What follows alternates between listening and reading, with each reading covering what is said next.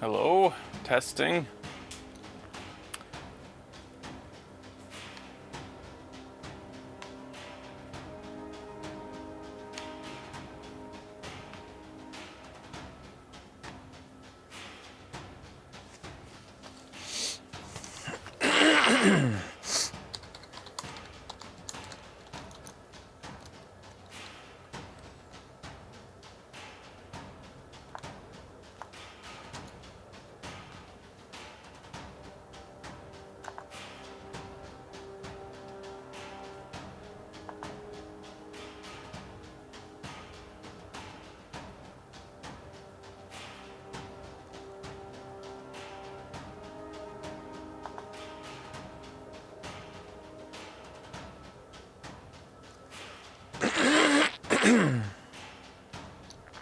Sorry.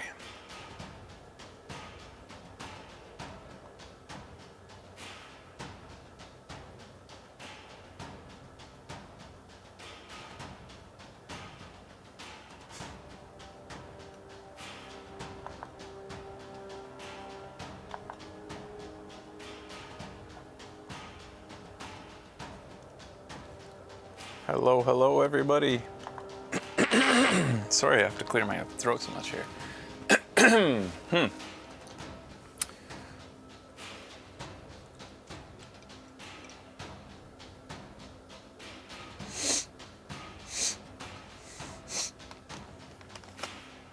Gotta give everybody some time to show up.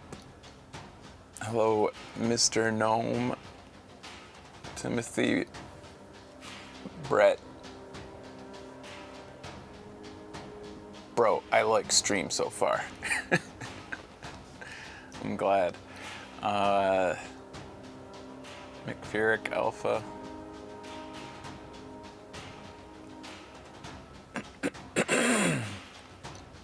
I'll have my coffee here soon and we'll get started.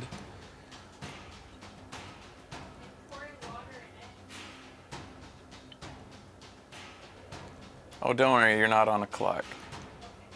McFerrick, you're a Magic player? You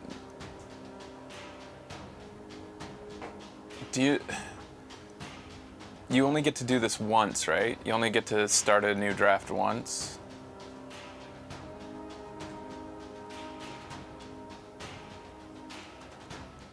Oh, okay. You're a beginner. I couldn't remember if you were one of the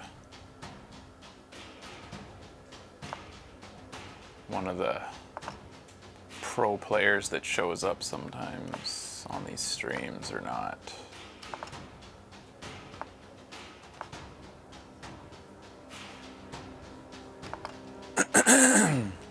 Because I've never done this before, this Midweek Magic thing.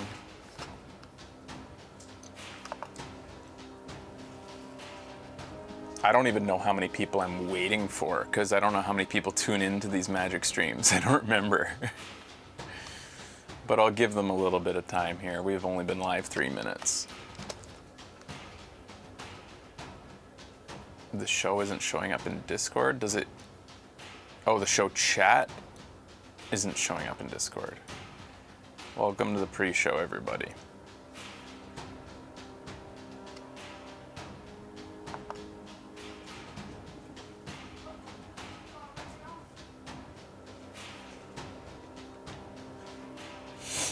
I have 2 Magic accounts, so I'll be able to do a second draft potentially, but I heard from a person on Twitter told me that you get to play this as long as you want. You get as many games as you want. Oh, this gives some text here.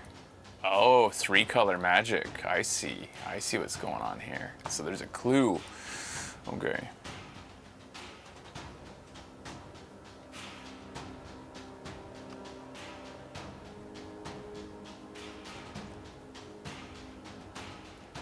Brett in the shadow chat seems to have some knowledge.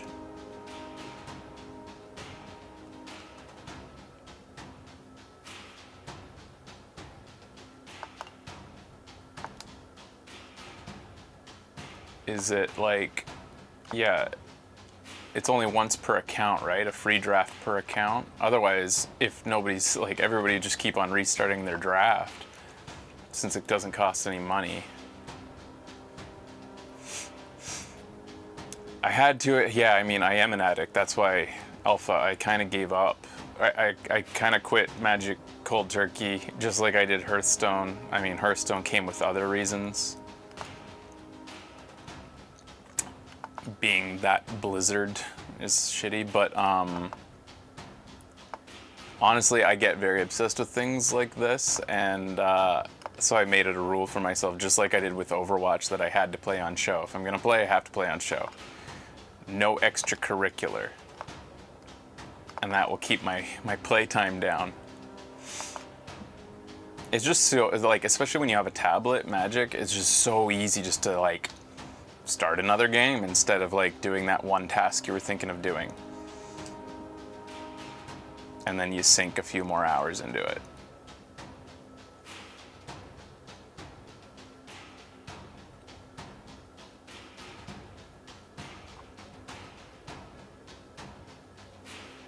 I'm glad, Brett, that you're enjoying them.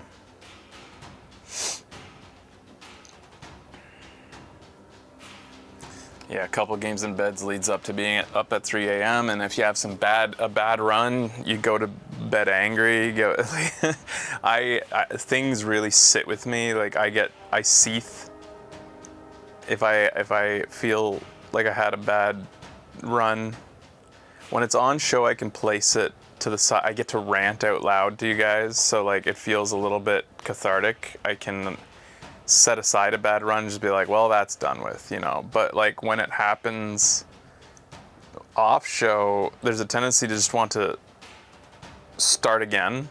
So I'm gonna have a good run this time, and if you have another one, it just compounds it, and you just get like, and then like every taunt from your opponent just like hits harder. You go on tilt and you carry that with you.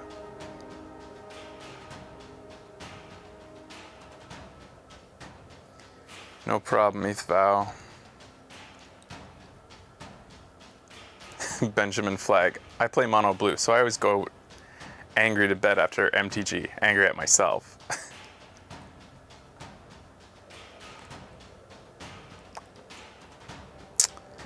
All right, guys, I think I'll get started then. At least there'll be a lot of preamble as we start this. I mean, yeah, so I'll just get her going. I'll give the official hey everybody. Hey everybody, welcome to Video Games Awesome Live. It's another Magic show, Midweek Magic. I've never done this before. Somebody, thanks to, I can't remember their username, but the person who tipped me off to this free draft, I mean, I don't know why I said that. It's free, I guess. It's a bot draft phantom. You don't get to keep the cards you draft, which is interesting, because it'll probably make everybody who's in this draft play a little more competitively, where if they know that they're not drafting the mythic rares that they see, maybe they're going to make the right pick for the draft. That's cool. The other thing about this draft is supposedly you get to play for as long as you want. So you draft, I'm assuming you only get to do this once per account, but you draft a deck, so make sure it's a good one, and then you get to play as long as you want with it, which is really cool. Especially since it's free. This is like a teaser. It's the like gateway to getting you addicted, because after this, no doubt, the only thing available will be premier drafts, which for a while, until the bot drafts come back, which are very expensive, the premier drafts, and I'm not going to be doing that against humans. One thing I had to note, I wanted to get into this soon, because I know that if it is once per account, and everybody gets to play as long as they want or as much as they want, everybody who drafts kind of a crappy deck isn't going to play much. They're going to stop early. And everybody who drafts an amazing bomb deck is going to stay in this playing as much as they can. So you can bet that after, like, you know, a full day of this, there's going to be a disproportionate number of really, really good drafted decks in here, because people who drafted amazing ones are just going to want to play as many games as they can because they love winning. Who doesn't? So that's something I wanted to make sure that we got in and played sooner than later today. All right, I'm gonna start it. It's not letting me click. I have my controller emulation on. Maybe I just had to, oh, that's interesting. Steam, give me a second here. Steam isn't, as soon as I click Magic, it doesn't let me control the controller anymore. Let me just see. Sometimes I have to start big picture mode. Yeah, I'm just gonna restart Magic just to make sure. I think I have to start in big picture mode for this to work. How are you guys doing?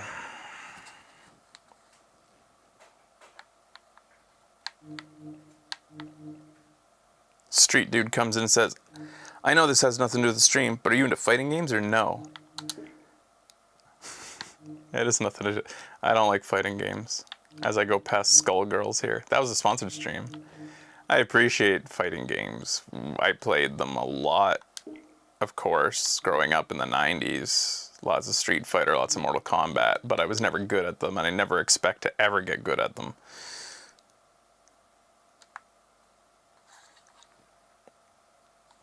Here we go. But I button mash with the best of them, I'll tell you what.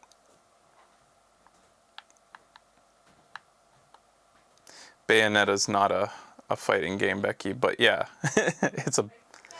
it's a button masher for sure. It's a combo-based game, so yeah, I guess that makes, yeah, sure. It's similar to, close to a fighting game as a action game gets, I suppose. Lots of combos. Okay, so I know that's the other thing I should preface all of this with, guys. This is a blind draft. I know nothing about. Oh, thank you. I know nothing about this set, other than the art looks like an Art Deco style thing. I can't even compare this to any previous Magic set. It looks very different to me, to anything that I've seen played before. So I thought it was gonna maybe tie into Kamigawa. Maybe it does, I don't know.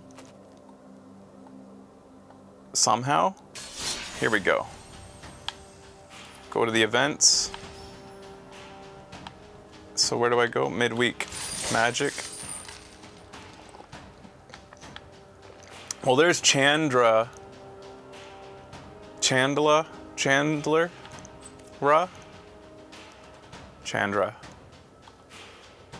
Classic Planeswalker. Oh, whoa, they just jump you right in. Okay, and a mythic.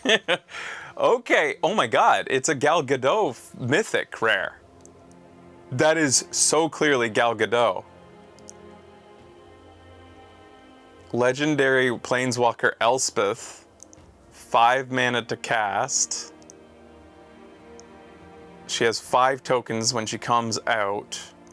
Choose up to 1 target creature. Put a +1/+1 counter and a counter from among flying, first strike, lifelink, or vigilance on it. So basically give target creature +1/+1 and flying or first strike or lifelink or vigilance.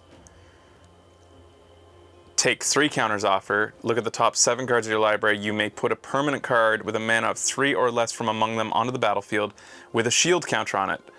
I'm assuming shield is like Divine Shield in Hearthstone.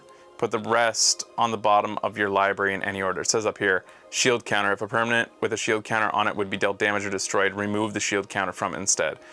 Or destroyed, meaning destroy target creature will remove a shield counter, not destroy the creature. However, they'll still be susceptible to sacrifice target creature or something, or target creatures. Anyways, -7, put a 3/3 white angel creature token, 5 3/3 white angel creature tokens with flying. Create 5 3/3 white angel creature tokens with flying. So if her ability goes off twice, then on the 3rd turn she creates 5 3/3 white angel creatures. I'm not sure if you try to go for that. I think that more likely you're best off using the -3 option on first turn she comes out, and then using the +1 option on the next turn, and then using the -3, maybe the +1 again or the -3 again, depending on what the battle dictates. I think going for the final ability is probably like wishful thinking, and probably a win more situation. So this is a lucky beginning to my first draft. I'm picking this, but since I'm blind going into this, I have not seen any spoilers for the set. I don't even know what the point of the set is. All I know, the only clue I saw before I jumped in was that there's 5 families, and they each are represented by 3 colors. And I'm assuming the logo in the background of this card here is one of the families. And the color combos are, I mean, there's 5, so it's going to be like the Order of Magic, which is, there'll be a green, white, blue family, a white, blue, black family, a blue, black, red family, a black, red, green family, a red, green, white family. Anyways, 3 mana, when it's a human assassin, when it enters the battlefield, it connives. Connive is to have a creature connive, draw a card, then discard a card. So it's like a scry, almost, kinda. If you discarded a non-land card, put a +1/+1 counter on that creature. Okay. When Refined Silencer dies, target creature an opponent controls gets -1/-X until end of turn, where X is then is its power. Is this thing's power? Okay. So it's like that's a pretty good card. It comes out basically as a 2/2 that takes down something with up to 2 toughness when it dies, which is very, you don't get to control this ability very well. So it's a very rough targeting, but that's an annoying card to face when it comes out. Involuntary Employment. Treasure tokens are back. Gain control of target creature until end of turn for 4 mana. Until untap that creature, it gains haste until end of turn. Oh, this is classic red type card, but not often in the uncommon slot. Create a treasure token.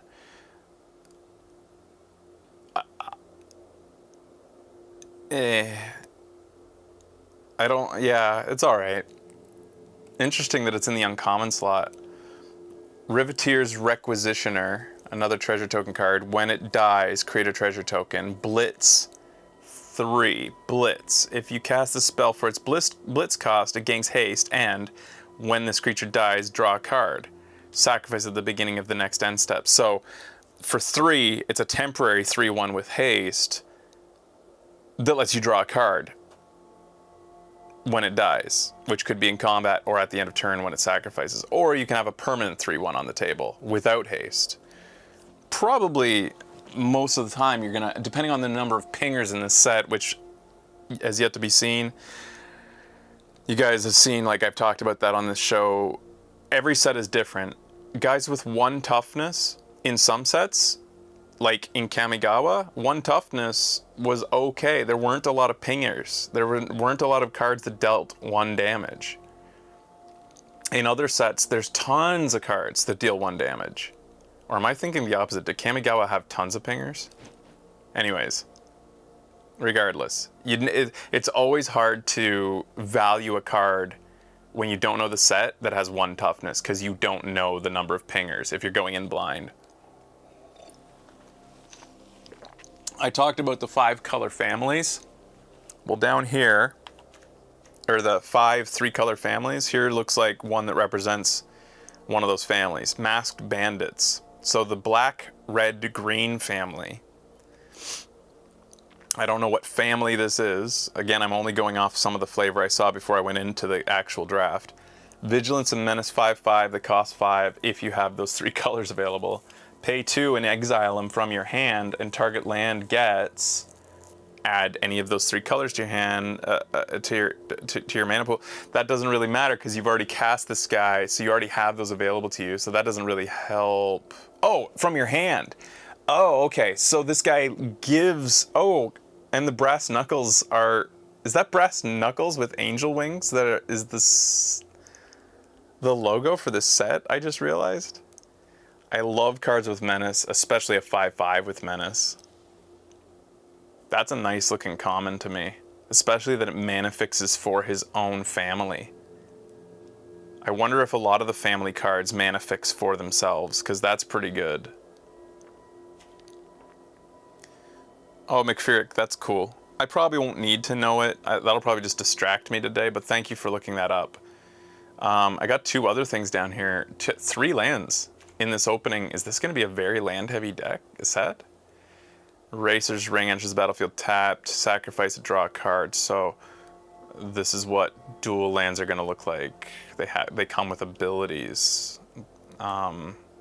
Broker's Hideout. When it enters the battlefield, sacrifice it. If you do, search your library for a forest, plains, or island. So it looks like there's going to be tons of mana fixing in this.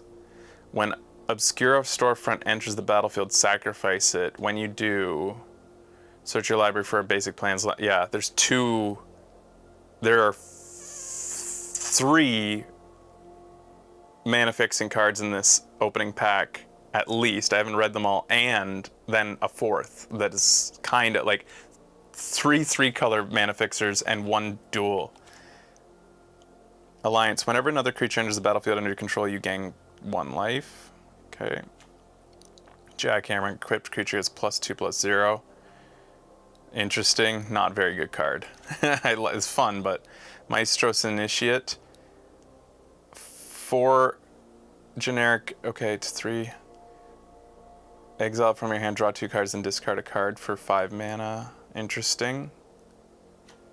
Run out of town. The owner of a non-land permanent puts it on top of their library, bottom or the bottom of they get to choose. Not very good. Inspiring Overseer. When an Inspiring Overseer enters the battlefield, gain 1 life and draw a card. I like that. Flyer, a 2/1 flyer for 3. That lets you draw a card. That's a great common. Holy shit. Gathering Throng. When Gathering Throng enters the battlefield, you may search your library for any number of cards named Gathering Throng, reveal them, and put them into your hand then. So this lets you go get more humans for 3. I don't know that I would want to search my library for more of these guys. Like 3/1 for 3. It's not super strong. But I guess you only need to play 1 for it to be worth it. It's a lot of card draw. All right, so we're obviously picking the bomb. That's a easy pick, obviously. So we're going into white. Every job is an opportunity to learn more about this city.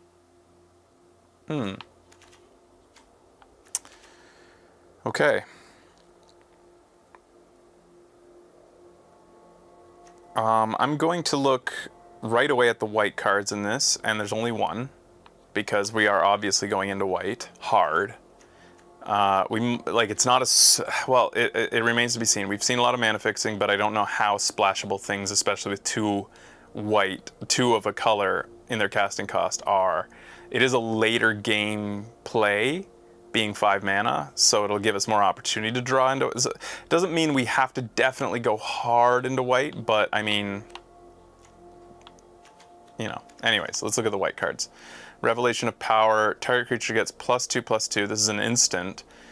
+2/+2 until end of turn. If it has a counter on it, it also gains flying and lifelink until end of turn. So it looks like white.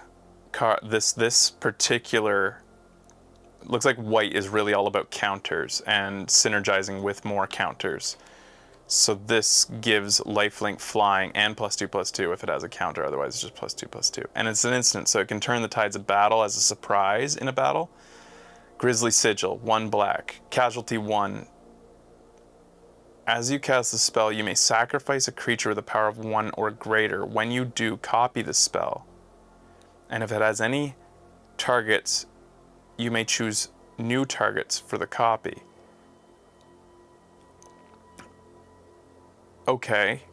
Choose a target creature or a planeswalker. If it was dealt non-combat damage this turn, Grisly Sigil deals 3 damage to it and gains 3 life, and you gain 3 life. Otherwise, Grisly Sigil deals 1 damage to it and you gain 1 life. So this is like, okay, you get to ping for 1, potentially up to 3, depending. I mean, okay, it can, okay, it does 4 damage if you sacrifice a creature, basically, because you can retarget the same creature. It doesn't say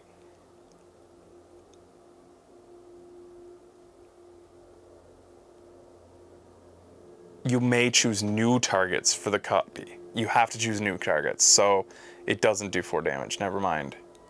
I don't know. It's so hard to tell how that thing's gonna play out. It's really confusing to me. Sizzling Soloist, interesting. So we got a real Art Deco jazz vibe coming from this set. Alliance, 3/2 for 4 mana. Whenever another creature enters the battlefield under your control, target creature an opponent controls can't block this turn. So this just happens every time so long as this guy's on the table. If this is the second time this ability has resolved this turn, that creature attacks during its controller's next combat phase available. So you can force, not only are you telling your opponent that your guy can't block this turn, next turn that creature must attack because he's just taken over by this amazing trombone solo. He's just loving it, vibing to it so hard. He's going to walk right into you. Take to the Streets, 5 mana, sorcery. Creatures you control get +2/+2 until end of turn. Citizens you control. We passed a citizen earlier. Those ones that you fetch for. You control get an additional +1/+1 and gain vigilance until end of turn. Wow. So that's kind of a punch through card. 5 mana. It's definitely late game. It's an attempt to end the game in one fell swoop type of card. Kind of like an overrun, but without the trampling. Another Revelation of Power. Oh, we already read that one, that's why. Psionic Snoop, Flash, 0/3 for 3 mana. When it enters the battlefield, it connives, which allows you to put a +1/+1 counter. You draw a card and discard a card as well, so it's like scrying a little bit. It's a surprise blocker. It comes out as a 1/4 potentially, or it boosts another creature. It's kind of a, yeah, this could turn the tides of battle. I like that you can kind of get card draw out of it to get a rebate on what you, like the cost of the card itself. Crooked Custodian enters the battlefield tapped. It's a 3/2 for only 2 mana. I like cards like this. Just vanilla, straight up great value in the power and toughness for the cost. That's it. Except he comes in the battlefield tapped, so he sucks. All right. Daring Escape, 1 red mana. Target creature gets +1/+0 and gains first strike until end of turn. Then you scry 1. Yeah, kind of a surprise. Not loving it though. Casualty 2, when you cast a spell, you must sacrifice a creature power 2 or greater. Okay, and then you get new targets for this. Light 'em Up deals 2 damage to target creature, planeswalker. Okay. I mean, just vanilla, that's a good card. That's good removal, just as it's hard cast. But if you have the ability to sacrifice a creature, if you have one you don't want, then you can do extra damage. But it has to be new targets, which I hate.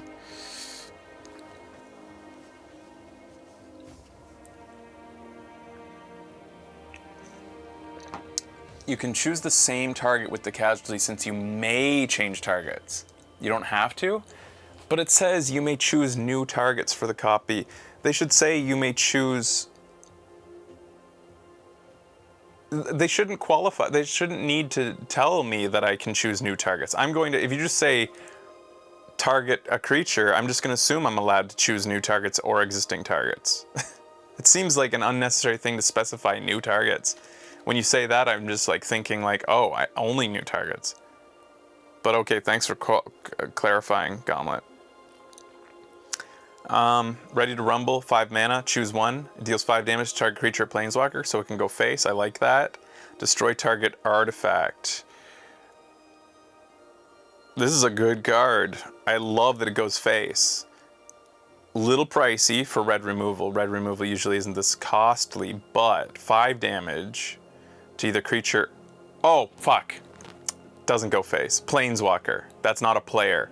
Technically, in Magic, we are playing as planeswalkers. We are a planeswalker flavor-wise, but we are not a planeswalker. We're a player. Most Wanted, Flash, Enchantment. A Flash enchantment comes out. Target enchanted creature gets +2/+1. When it dies, create 2 treasure tokens. So it's got some. Oh, okay. That hasn't happened in a long time that I have frozen myself. I'll unfreeze myself, guys. There we go. Usually it's the gameplay that freezes. Weird.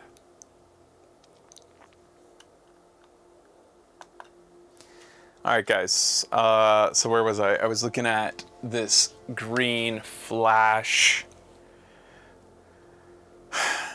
I don't hate it. Glamorous Outlaw. It doesn't have any white in there. So it doesn't play well with my current Elspeth. Vampire Rogue. Vampires are back. 4/5. Enters the battlefield. It deals 2 damage to each opponent, and you scry 2. Pay 2 color generic mana. Exile it from your hand, and then you can make a land multicolor. And then you may cast it for as long as it remains exiled. So it helps itself come back out. Oh, that's huge. The fact that they built that in. I don't know if the last card that we saw that did this said that. I didn't maybe read that part. But you get to cast it from exile. So you're not just mana fixing, you're then getting to help itself come back out. That's great. I like that. Paragon of Modernity. Flying 2/2 for 4. Paragon Modernity. I almost don't want to draft this just so I don't have to say it. Gets +1/+1 until end of turn for 3 generic. If exactly 3 colors of mana were spent to activate this ability, put a +1/+1 counter on it instead. Oh, that's kind of cool. I like that. That's neat. Rewards you for playing 3 color. That seems strong to me. Especially in limited. That seems really strong to me. Cabaretti Courtyard. When it enters the battlefield, sacrifice it. When you do, search your library for a basic Mountain, Forest, or Plains card. Put it on the battlefield tapped. And you gain 1 life. So we got some mana fixing here to start. Nothing is jumping out at me hard. I'm liking this. Just because it doesn't commit us too hard to anything. I know that we want to go kind of hard into white. This is an instant that does save it. It's just that it's a full card use. I like that it's an instant. I don't like that I'm losing a card when I play it. I love that this becomes such a huge must-answer problem if you're running 3 colors. It costs 1 more than you'd want it to, but it has this built-in pretty incredible ability.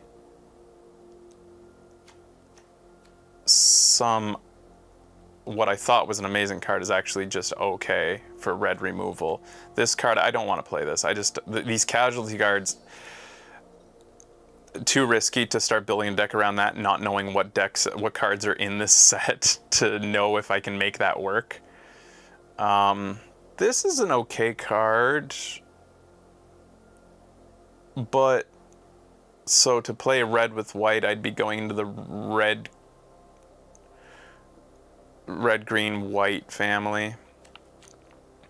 I'd rather at least be picking cards that are close to white right now, like blue or green.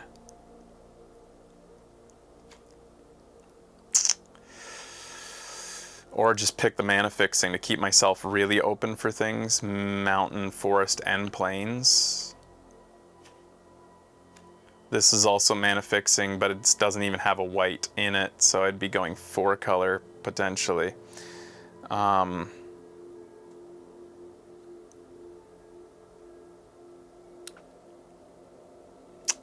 feel like it's between these two. They feel like the safest pick for me, not knowing anything about the set. I like the flavor, the fact that I'm going more angels with Elspeth here. Even though she's not an angel, she definitely looks like she wants to hang out with angels. Yeah, she summons 5 of them. I'm going to go with the Paragon here. I like the flavor. We've already got a bomb and we're building around it. So why not build both synergy and flavor? And I think it's a decent card. Okay, this pack. Any doubles here? We've seen the jackhammer. This will be a slow draft, guys, because, you know. Red, green, white, elf druid, legendary creature. When Rocco, his name's Rocco, Cabaretti Caterer, enters the battlefield, if you cast it, you may search your library for a creature card with a mana of X or less. Put it onto the battlefield, then shuffle. Okay, so he's a 3/1 that costs 3, and then as much X as I want, and goes and gets somebody. This could, for 8 mana, go get... Oh, she's not a creature, so he couldn't go get my Planeswalker. I like fetching in Limited because you're going to go fetch your best card, right? So, like, that is nice. 3 colors, and it doesn't have the built-in fixing like the other 3 colored cards we've seen so far did. Here's a white, blue, another angel, flying. When it enters the battlefield, choose a target creature you don't control and tap it. If you control a creature with a counter on it, the chosen creature doesn't untap during its controller's next untap step. So rewarding you again for having counters. It's a flyer, costs 3, not bad. We already have 2 cards that generate counters on creatures. Cement Shoes, artifact, equipment. Equipped creature has +3/+3, and at the beginning of your end step, tap this creature. Equipped creature doesn't untap during its controller's untap step. So the idea here is it's very... So first of all, I have a problem with Cement Shoes giving a creature +3 power. Why? Because he can kick harder? That's not worth +3. But anyways.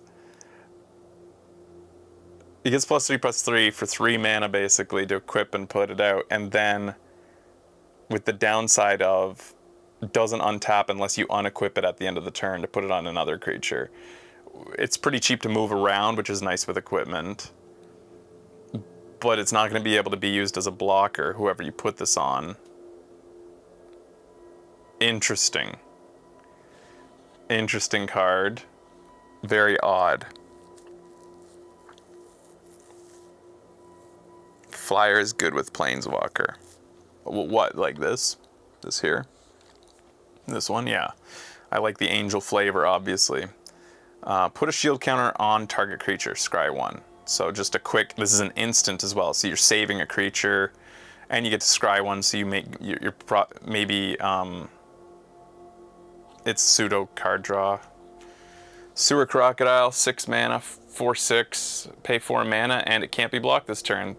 His ability costs 3 less to activate if there are 5 or more mana values among cards in your graveyard. Mana values, meaning the total cost of the card? That's weird. Murder, just straight up destroy target creature. Always gotta love that. Just straight up murder.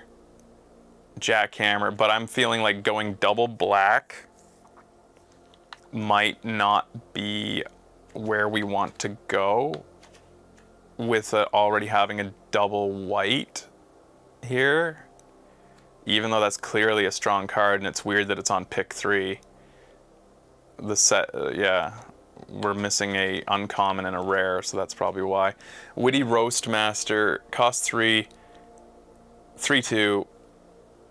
It deals 1 damage to each opponent whenever a creature enters the battlefield under your control. That's pretty solid for an aggressive red deck. Riveteer's Initiate. Riveteer's Initiate gets Death Touch until end of turn. Cool.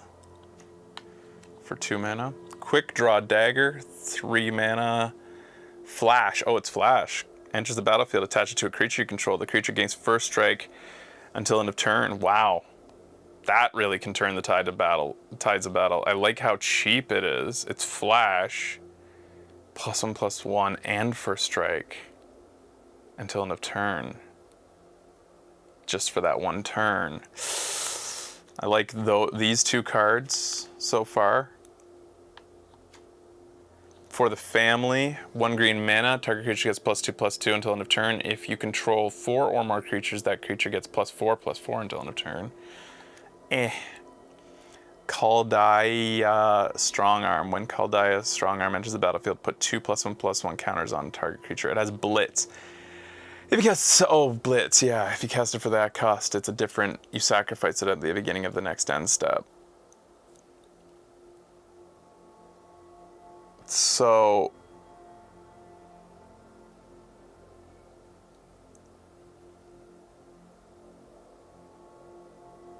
you're giving it haste, but you have to sacrifice it. I don't know. Yeah, it costs less. It's 2/3 with Blitz. Put 2 counters. It rewards you for counters. Or it helps you other cards with counters. I think I like this one the most so far because of the synergy with counters, and we already have 2 cards with counter synergy. The Quick Draw Dagger is like pseudo removal, and I love that flash ability for only 3 in any color. Oof.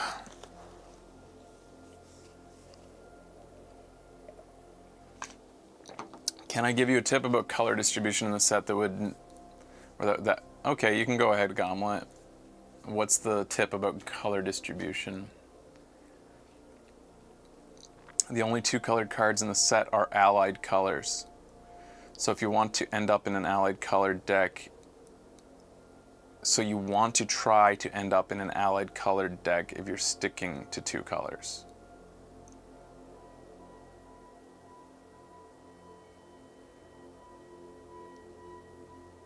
Okay, I mean,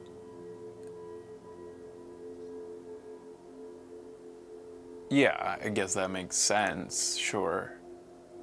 But aren't there things with 3 colors? Like, saw that in the preview there. All right, I like the flyer for 3. That's pretty strong.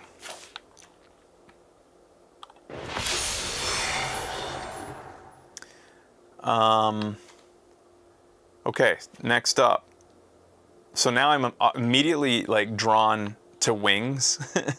This one, another one of these, I don't think we need 2. It's pretty expensive in the 4 slot. We wouldn't mind going 3 color if we can to really make this thing powerful, but I'm not going to force that. Here's another. Ooh, that's nice. Having another one of these in the 3 colors. So 2, 2, 3 flyers in the 3-drop slot. And we'd be going hard into the blue, white area. Here's some more wings. Gilded Pinions, 2 generic artifact. When it enters the battlefield, you create a treasure token. Equipped creature has flying. So it's mana fixing, temporary mana fixing, and gives flying. We're not going to need this. We've already got everything that we're drafting so far has flying built in. Like, we don't have to worry about that. Spara's Adjudicators, 4/4. When Spara's Adjudicators enters the battlefield. So right now we're thinking we're going blue, white. So green is potentially something we could do, but also black is something we could potentially do. If we're going hard into white, we still aren't sure which direction we're going. To the right of the white or to the left of the white symbol. We're definitely, I'd say, I mean, I don't want to say definitely it's the 4th pick, but still, like, I don't think I'm looking at red. That's the one thing I think I can say for sure at this point. For each color, return up to 1 target creature card of that color from your graveyard to your hand. Oh, wow. So you get, like, if you're playing 5 color, you get 5 creatures from the graveyard back in your hand. Very situational. Probably not good for limited. Fatal Grudge, black and red. As an initial cost pass. I'm going to try to move this along. I'm not going to look at red. I'll let them surprise me during the games. Black. Scry 2, then draw 2 cards, you lose 2 life. Not bad card draw for black. Not good enough to move into black, though. Create a treasure token, a 1/4. Okay, meh. I'm thinking Celestial Regulator here. This is pretty cool that it has the mana fixing built in, but I don't think I'm looking at red, like I said. This one I didn't fully read. 4/4, 5 mana to come out. It's kind of like the Mass Bandits. It fixes for you, for itself even. When it enters the battlefield, target creature an opponent controls can't attack or block until your next turn. Okay, and then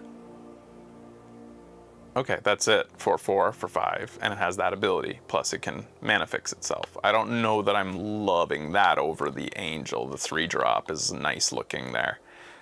Here's some mana fixing for Plains, Island, and Swamps. Another Paragon, like I said, I don't need another 4-drop flyer. Sacrifice Ominous Parcel, search your library for a basic land card and reveal it. Put it into your hand, then shuffle. Or sacrifice it and deals 4 damage to target creature. Oh, that's colorless removal.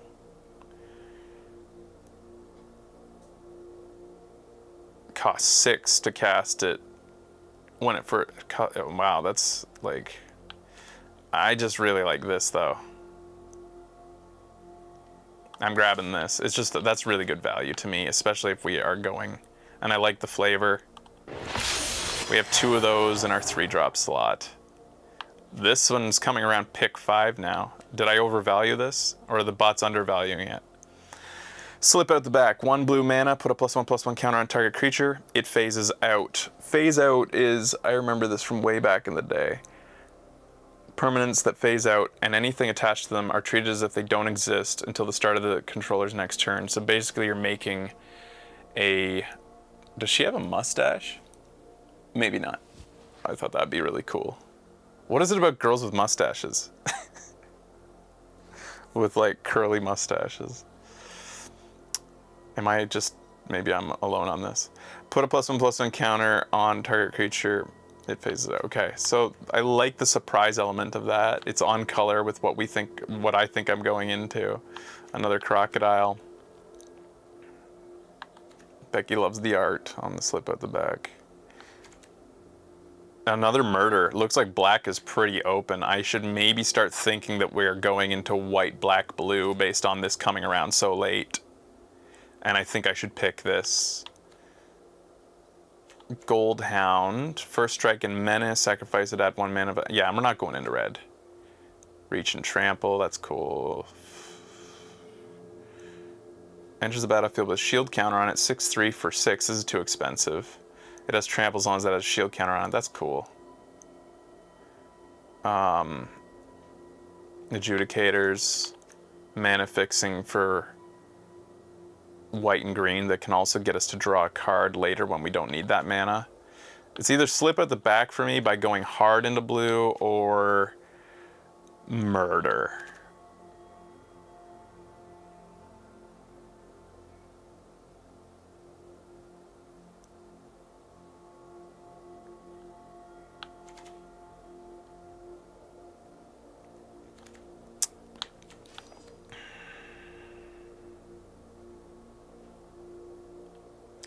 Because of all the shields going around, murder isn't going to be quite as good as it might in other sets, but I love the low casting cost of this. And I love that it synergizes with counters. I'm grabbing this. I know it might be crazy, but I'm going hard into the synergy of the counters and angels and saving my good cards with cards like that. Okay, this might lean us towards green now. When Lagrella Magpie enters the battlefield, exile any number of other target creatures controlled by different players until it leaves the battlefield? What? When exiled card enters the battlefield under control this way, put 2 +1/+1 counters on it. What? So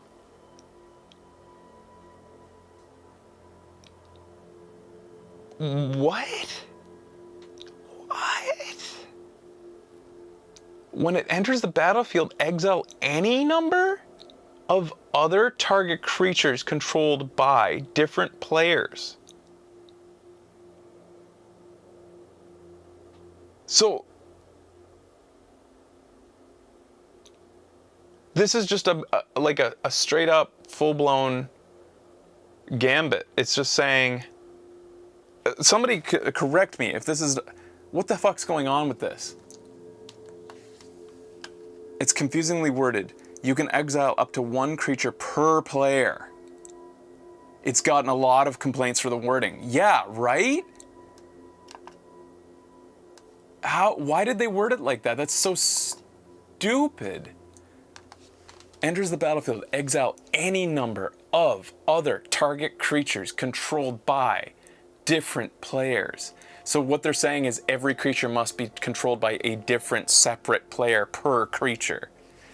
That's poorly worded.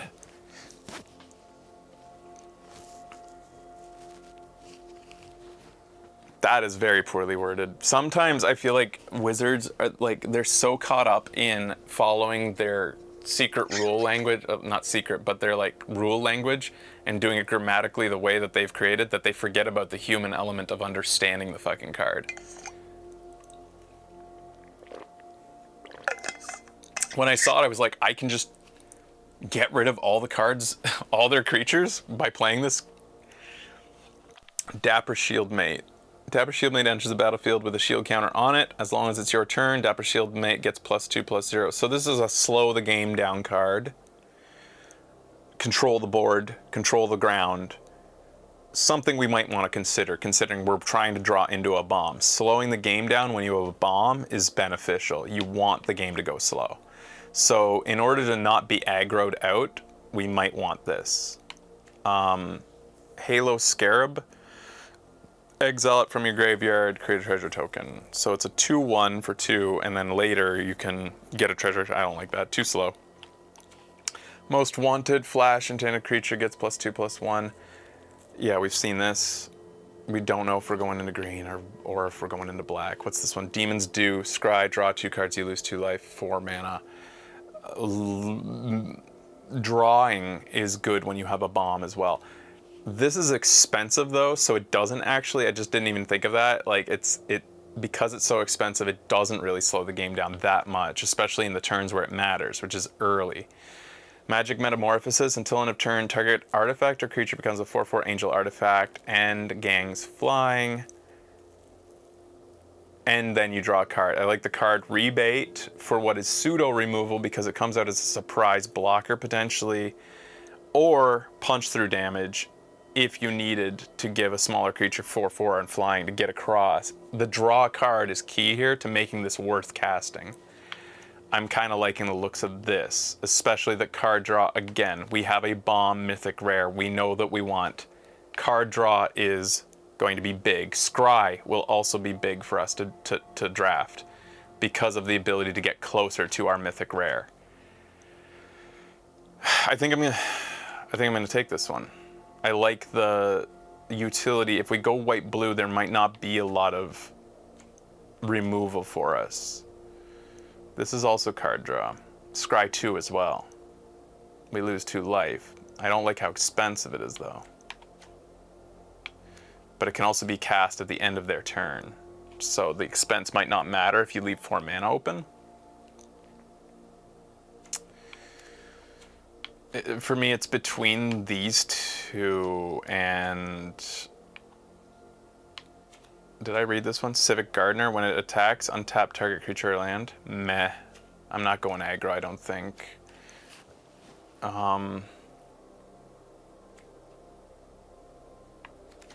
Is this card, even if it's not confusing, is it good? You're still exiling something. Which is good, I guess. I like completely disregarded this because I was angry about the wording, but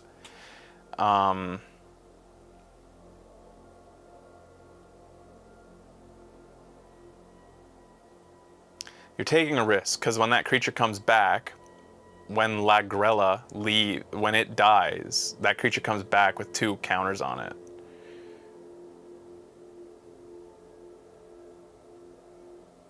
You can also get rid of one of your own in order to gain those counters if you choose, I believe, because it says any number of other target creatures. Only your own creature will come back with +1/+1 counters. Really? Oh, under your control this way. When it enters it under your control this way.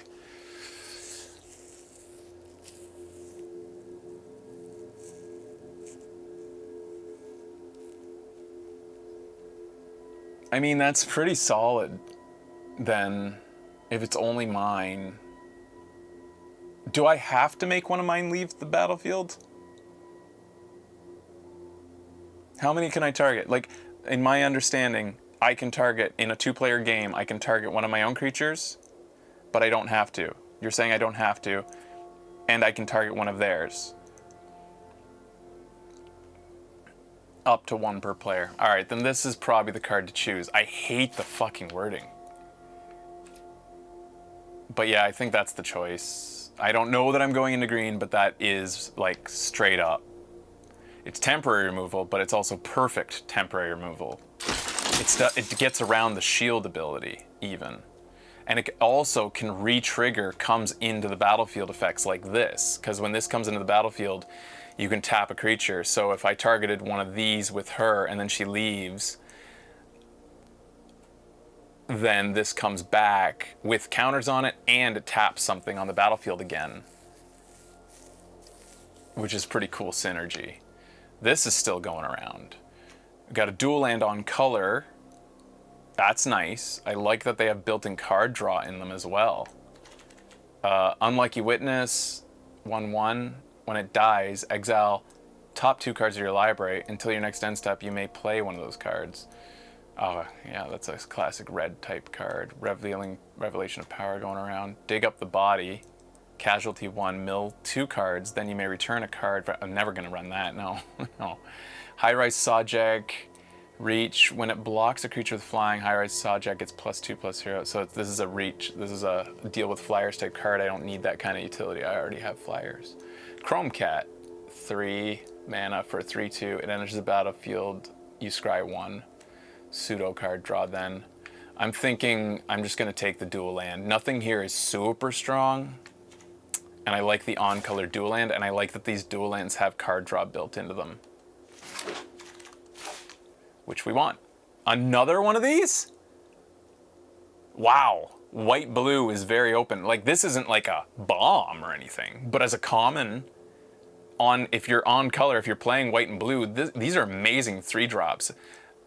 2/3 is pretty good flyer for 3 mana, but the built-in tapping a creature when it comes in is extra nice. That really slows down the game. I think that this is obvious. Flyer lifelink for 2 plus it's a 1/1 for 2 mana, flying and lifelink, and you can both draw a card for 4. It's costing you 4 mana to do it, and you're both getting a card, you and your opponent. That's crazy. If you're confident you have better cards, like say a Mythic Rare, that's okay, I suppose. Casualty 3. Search your library for a card, put it into your hand, then shuffle. Oh, so this is essentially, but this is very slow, right? This is essentially like we get to go get our Planeswalker with this. It's like playing a second Planeswalker in the deck. Very expensive and very slow, though. And it's off color, and it's 2 black mana, so I'm not loving that. Yeah, I'm just gonna go for a 3rd Celestial Regulator. I'm loving how much that's gonna slow down the game, tapping their creatures. We got some mana fixing here, right? You can search for a forest, plains, or island, so that mana fix is on color with the green card we got as well. This one fixes for the black. We didn't. I don't think I think we're more likely going into forests if we do a 3rd color. Not doing red. Okay, I'm just gonna say, yeah, I'm gonna grab this. Got 2 pieces of mana fixing here. It also thins the deck, which is nice because it's a fetch land. Forest, plains, or mountain, that's off. But you can still just go get, you can treat this like a plains that gives you 1 life and thins your deck, which is nice. So it's worth taking even if we're not fixing with it. Otherwise, we're looking at these. I'm not getting another 3-drop, too many 3-drops now.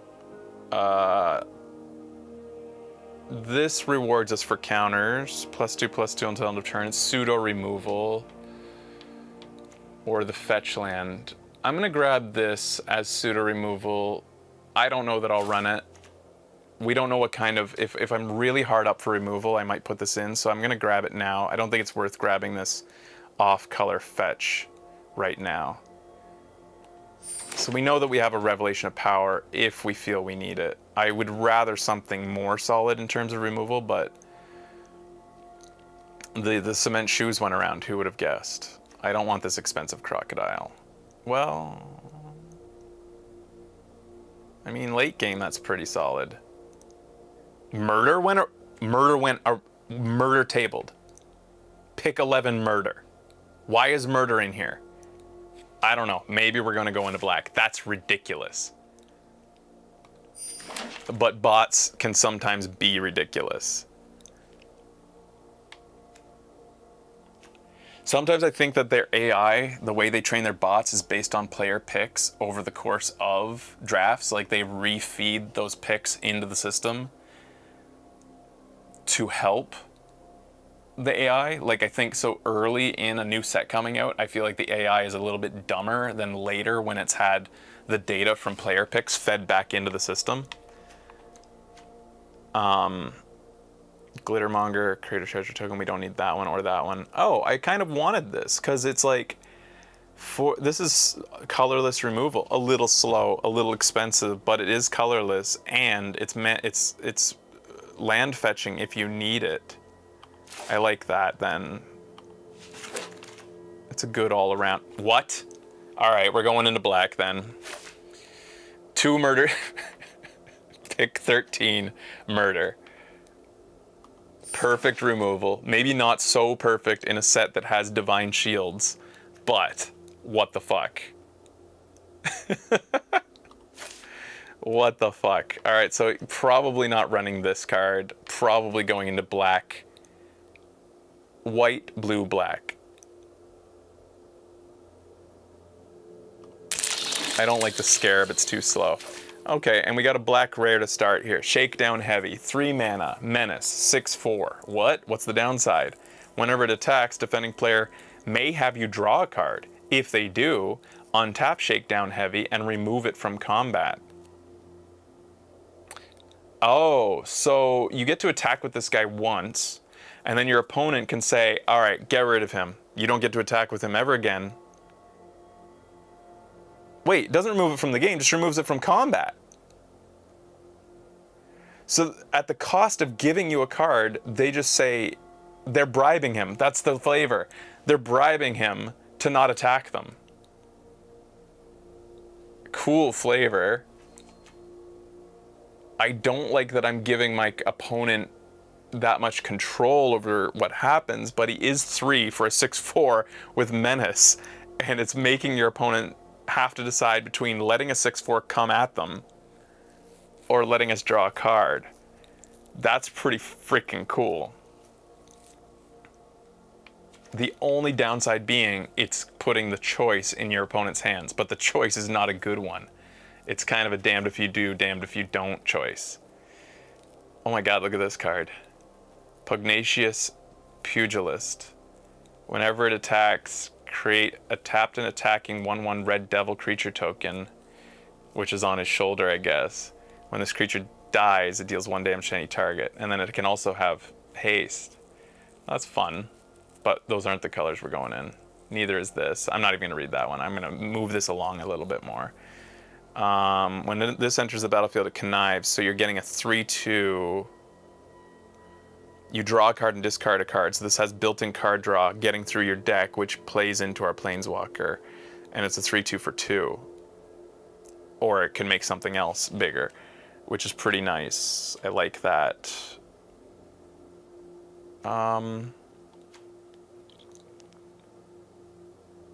This card lets us recycle. That's kind of an outlying scenario where we recycle our own Planeswalker onto the top of our deck. That's very slow, very outside strategy, I feel like.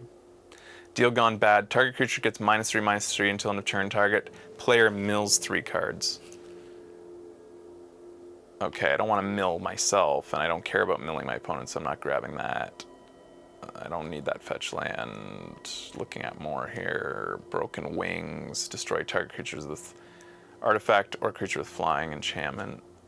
big score as initial cut. Well, we don't need to look at red. I think I'm going to grab the heavy. I guess we're going into black, white, and blue. Maybe, yeah, that's what we're doing. That's a pretty cool high value card. There's another murder. I'm gonna get rid of the magpie. We're not gonna play green. I'm gonna get rid of Revelation of Power now that we have 2 murders. I was only gonna play that if we needed the pseudo removal.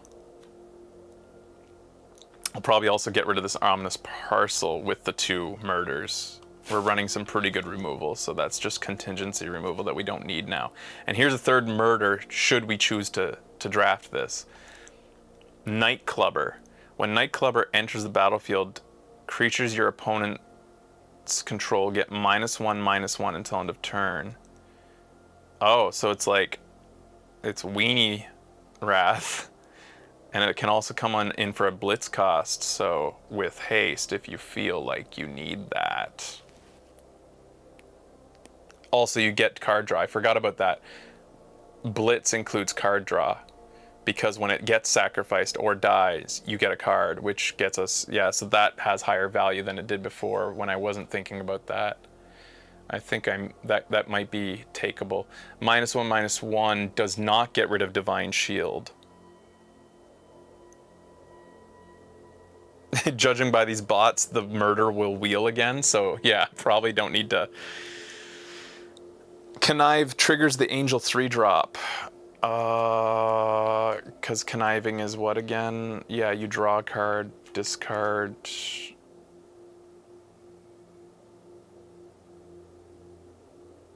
I don't understand. I forget what connive exactly. Anyways, this can be played with us. Has a base power and toughness of 5/5 until end of turn if you pay 5. Otherwise, it's a slow down the game 0/4, which is nice for what we're running. Buy your silent. Exile target non-land permanent if its controller creates a. So this is perfect removal for 5, and the only downside is you're giving them some free mana. Rooftop Nuisance. Tap target creature doesn't untap during its controller's next untap step and draw a card. Lots of card draw in this set. Connive makes a creature draw and discard a card and give it +1/+1 counter if you discard a non-land card. Okay. How does that trigger the 3-drop Angel?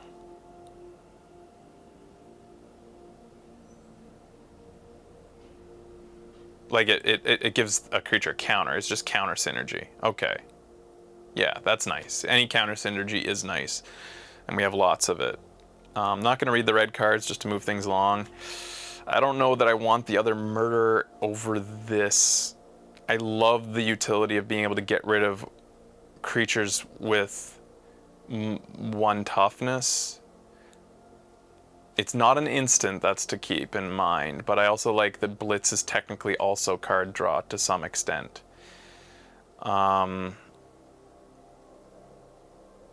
This one draws 2 cards and discards a card, but first it has to be in our graveyard, which is very slow, also expensive, but it is on color since I can pay 4 plus a blue mana to do it.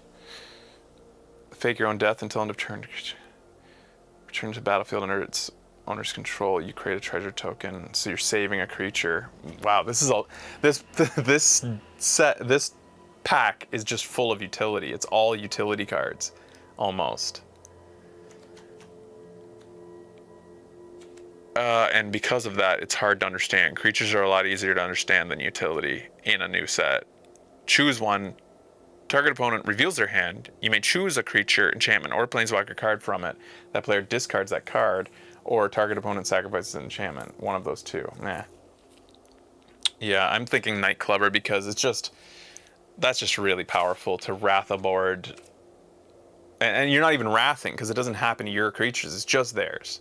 No, that's really good. Especially that it can happen after combat, because I think this is how Magic and Hearthstone differentiate.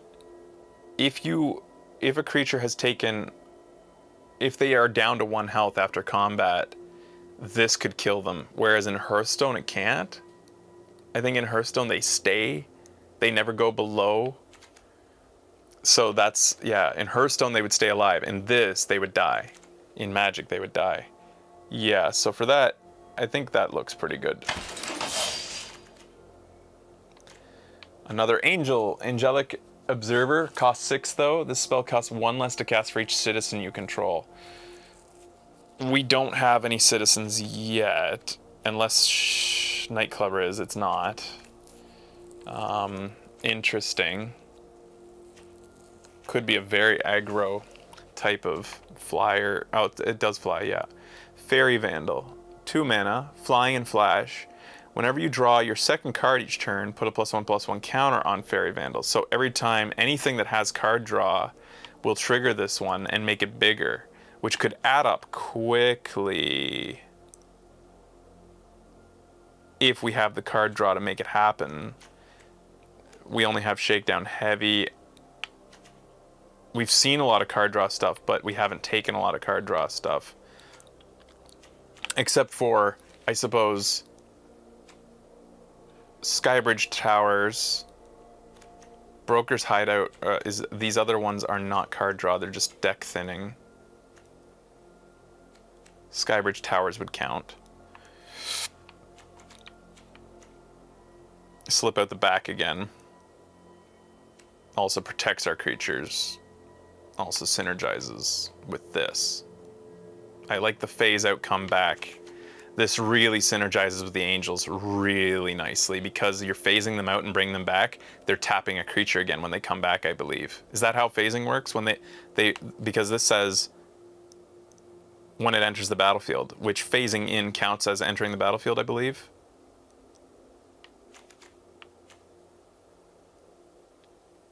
This allows me to give cards. This is kind of like a little bit like BioShock Infinite set. Also. Demons do, draw cards, you lose 2 life. Murder, another murder. This is just insanity. One of these is going to table based on these bots. Cabaret Initiate, Gang's Double Strike, and now we're not going to go into green. We're not going into green. Too many colors. Man, I'm liking the flavor in this set. White, blue, black. This is on color, multicolor, very expensive card. 7 mana to cast, flying, 4/4. So you'll almost always be using this to mana fix. When it enters the battlefield, you gain 3 life. It's a 4/4 flyer that costs 7 to cast. That's just very late game, and we already have plenty of flyers. I like the mana fixing, but yeah, no. Too slow.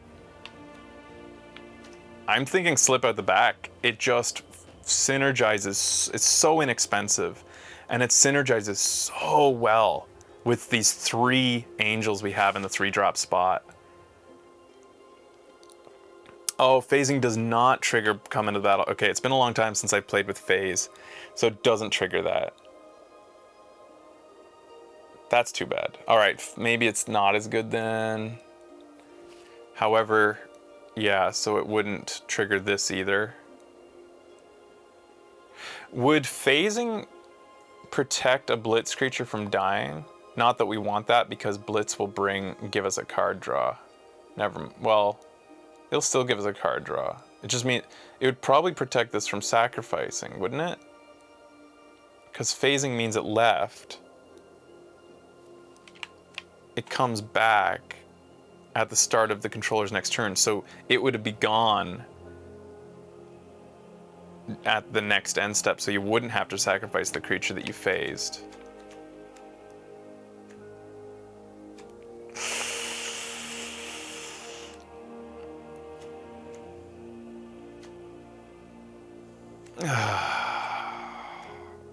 I think I'm just gonna take the murder, guys. I know it has a high likelihood of tabling, but I like the idea of having 3 murders. We need some pinging. I really like Fairy Vandal for this format. There's a lot of card draw for it. Yeah, I guess because of the Blitz and the Connive and the whatnot. I like that it sits in the 2-drop.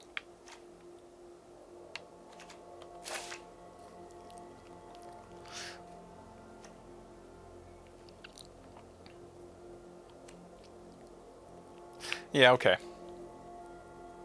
Mainly because this is gonna table. This is already not legal. Oh, in just one format, Immortal Sun, okay. I don't even know what that is.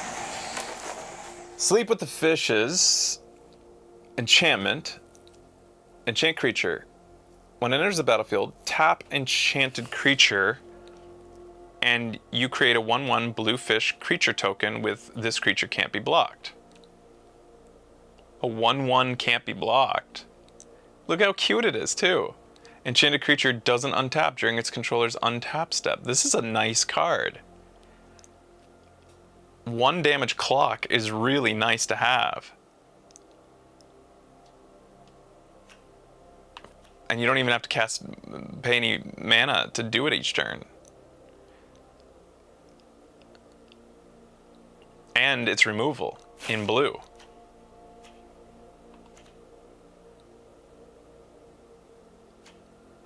Suspicious Bookcase, Defender can't be blocked. This target creature can't be blocked this turn. Interesting. That's cool. 0/4. You don't see a lot of walls these days.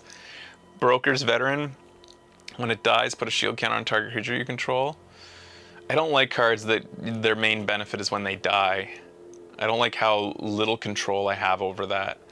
Counter target spell unless its controller plays 2, and then you can retarget this again multiple times. So you can, like, by sacrificing a creature, make it so that counter spells are nice, obviously, in a blue deck. Maestro's Theater, go get a swamp or a mountain. This one gets a forest, plains, or island. So, okay, island, swamp, or mountain versus forest, plains, or island. Whenever Civil Servant attacks, you may tap another untapped citizen you control. If you do, Civil Servant gets... Okay, I don't care about that.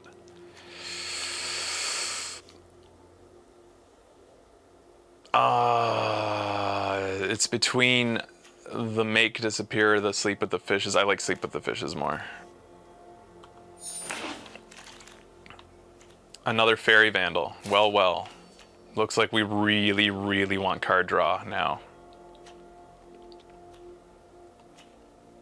We could use a little bit of on-the-ground defense now, because we're very much a flyer strategy. As long as there are 2 or more counters among creatures you control, Backstreet Bruiser can attack as though it didn't have a defender. So this would be a card I'd like to pick up, this type of card. This is exactly what we want, actually. These 2-drops, 3/3 blockers.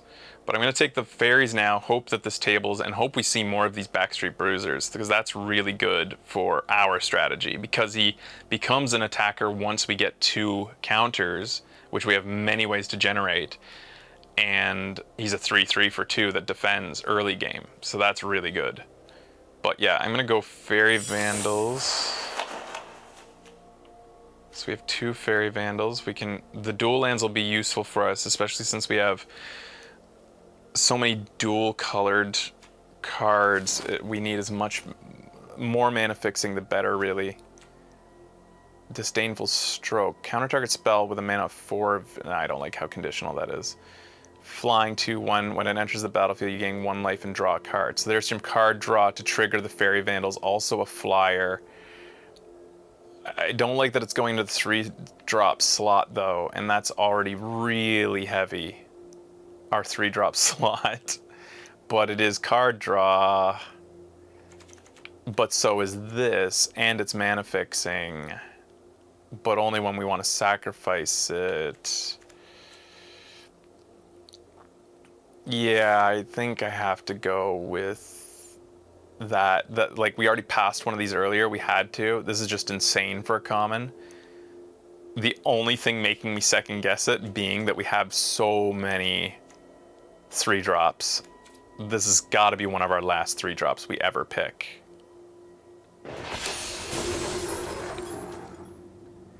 Technically, Murder's not a 3-drop really, though.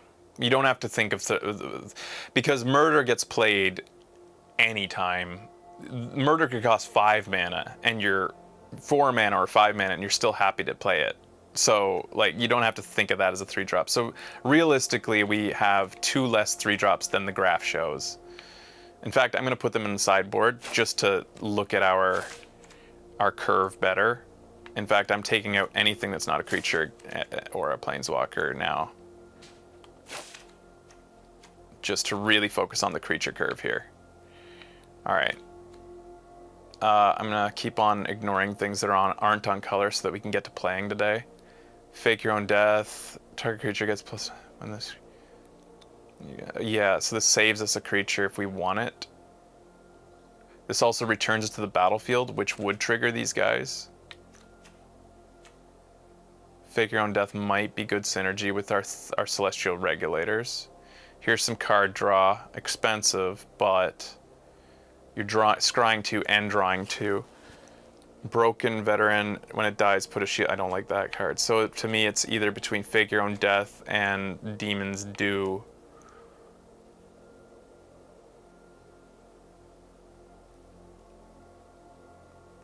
It's also mana fixing.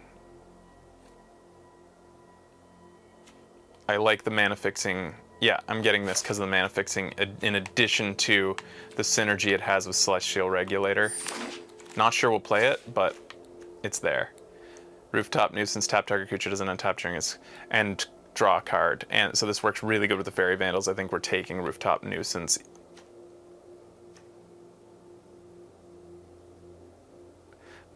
Deck thinning.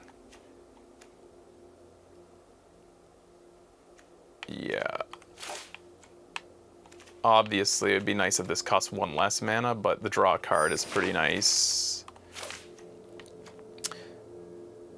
Scry 1, 3, 2. No, we're not putting anything like that into the 3-drop slot. I'm ignoring most of what's here. Target creature -3/-3 until end turn, and target play. So I don't know why earlier I said I don't want a million. I didn't even read the -3/-3. That is removable. We probably don't need that though. Draw a card. Draw a card. Majestic Metamorphosis. Draw 2 cards and discard a card with this guy, but only once he's in your graveyard. Extract the truth. You may make them discard cards. Perfect removal in white. There's a lot of removal going around. Oh my god, murder tabled. So, like, the murder, destroy target creature, or for 2 more mana, exile a non-land permanent. More versatile, more expensive, or more murder. If we, for some reason, in the next pack got another bomb white, I would be considering cutting black out despite the amazing black we have. So I'm thinking of running the Buy Your Silence.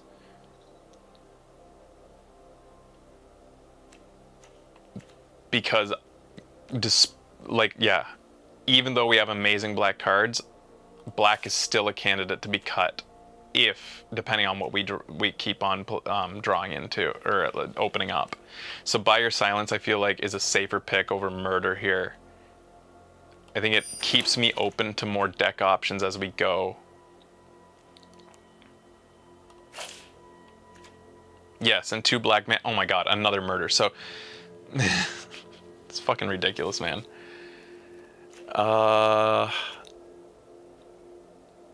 No, I'm taking the slip out the back. It plays well with the Fairy Vandals. It plays good with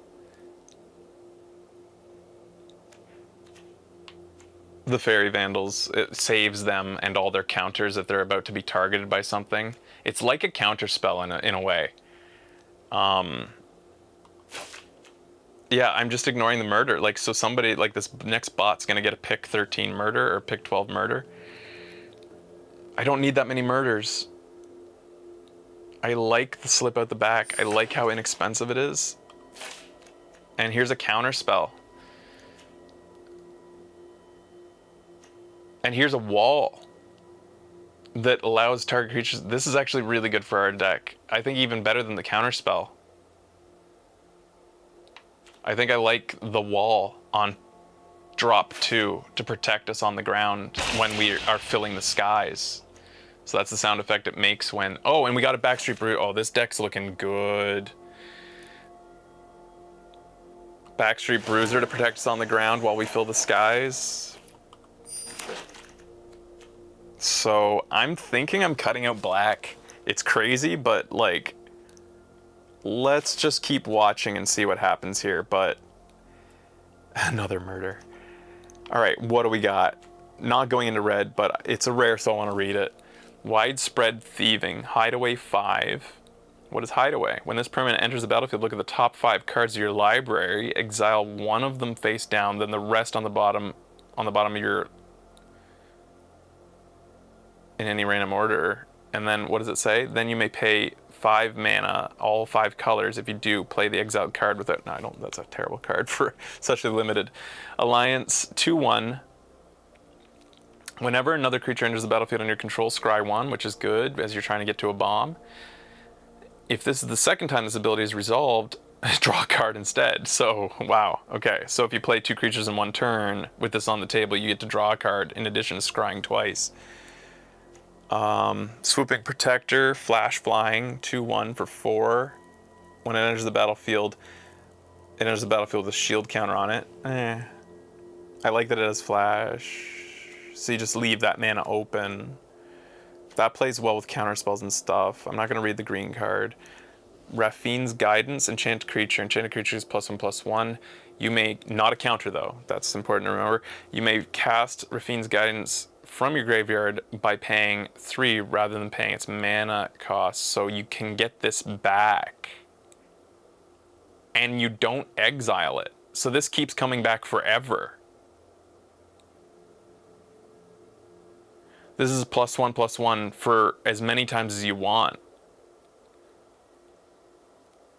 Usually cards like this, like in the previous set, said exile it when you do this. Disdainful, okay, counter. Murder, Strangle, deal 3 damage to a creature or planeswalker. Gotta love cards like that, just Strangle. Quick Dagger, I do like this because it's flash.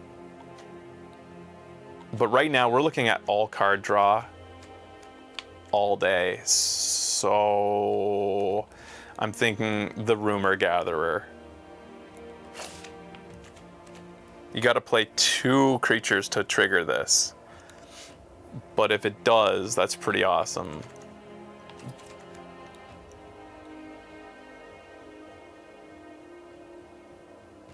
And you're getting scry as you go.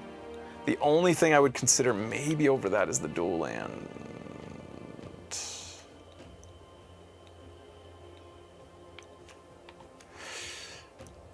But if we're gonna cut out black, this is also like pseudo removal that's pretty powerful. And with flyers, giving guys +1/+1 is also pretty powerful.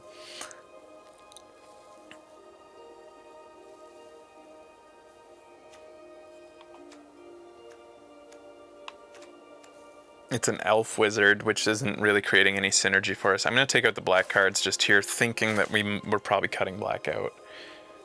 And in that case, we need to pick up at least 7, 8, or we need to pick up 13 cards on color.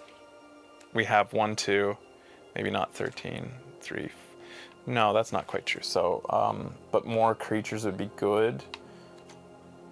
The flash aspect of this actually makes this better than the Quick Draw Dagger, I think. This creature, since it sticks around as a 2/1 afterwards, so maybe even better than Quick Draw Dagger, especially since it's a body. So I think it's between these 2.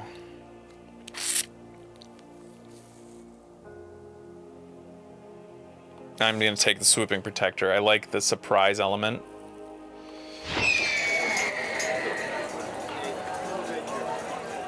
Calling a professional. I'm not going to read these. Let's move this along. Not reading any of them. No, we don't need that. Whenever you draw a card, target opponent loses 1 life and you gain 1 life. That's pretty cool. But I think we're cutting out black. Flying 3/3 for 5 mana. Enters Speakeasy server enters the battlefield, gain 1 life for each other creature you control. That's interesting. Echo Inspector, 2/3 flyer. When it enters the battlefield, it connives, and conniving draws cards, right? So we want this. And it creates counters.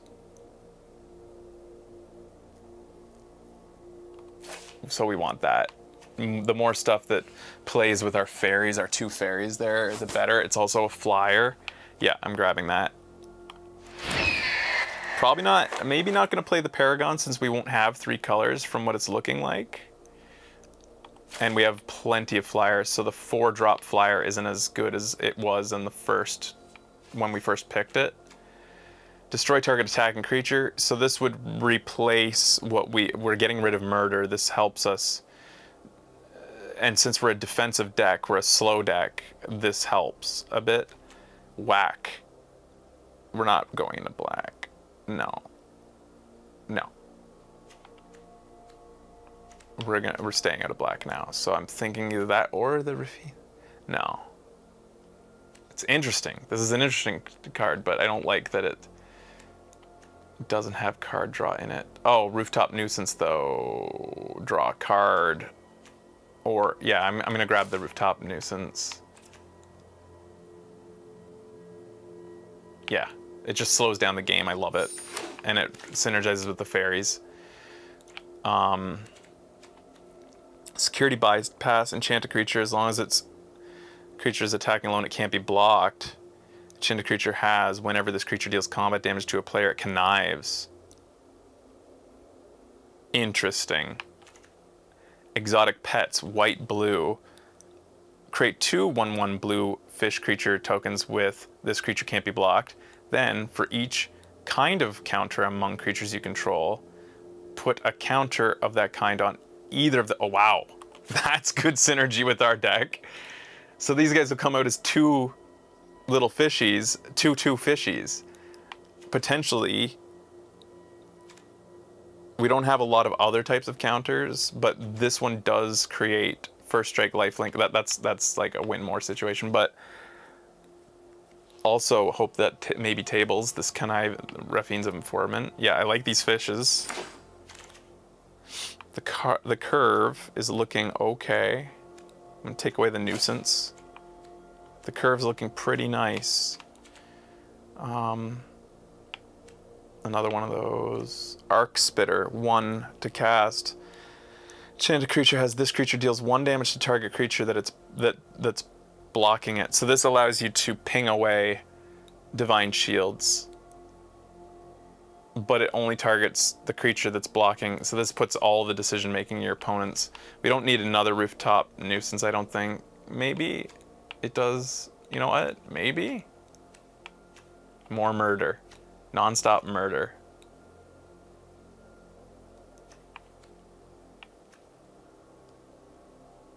Maybe. If I'm just tapping, if they have flying blockers, then I'm tapping them and I'm drawing cards. 3 Rooftop Nuisance? Maybe. Case the joint. I love the terminology and all this. Like all mafia type old. To draw 2 cards, then look at the top card of each player's library. Well, there's just straight up card draw right there. And it's 2 cards, so it triggers the Very Vandals twice. Gathering Throng, I don't want that. Broker's Veteran, I don't like.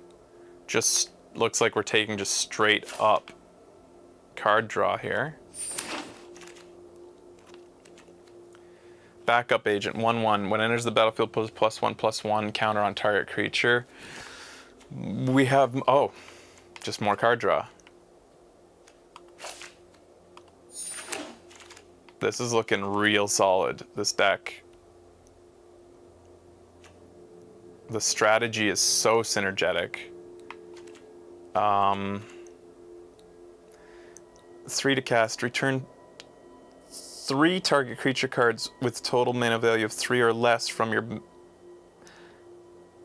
graveyard to the battlefield, and it's to the battlefield. So this is essentially fetching one of the Fairy Vandals back or one of the Celestial Regulators back.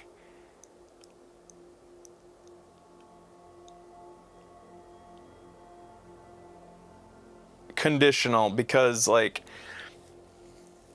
it's like if you could get 2 creatures back or something, like a Fairy Vandal plus a 1-drop, but I don't have any 1-drops.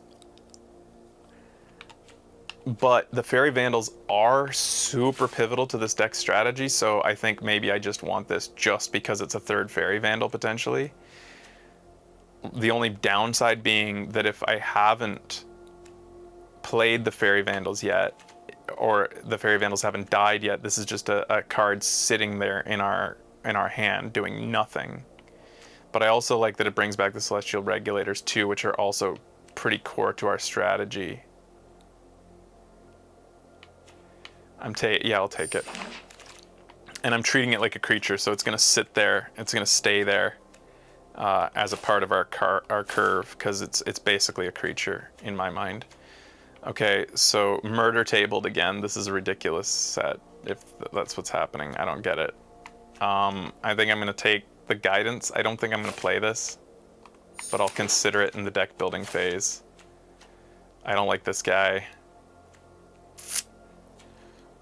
I don't even need him for the curve, but I'll take him. Just gives us more options when we make our deck. The Kill Shot tabled, so there you go. There's our removal if we want it, and another pick 11 Murder. And a Quick Draw Dagger. And a pick 13 Murder. Fucking ridiculous. If you went back in time and told me that I'd be playing a set where I drafted 3 Murders and didn't play black, I'd say, hold the phone.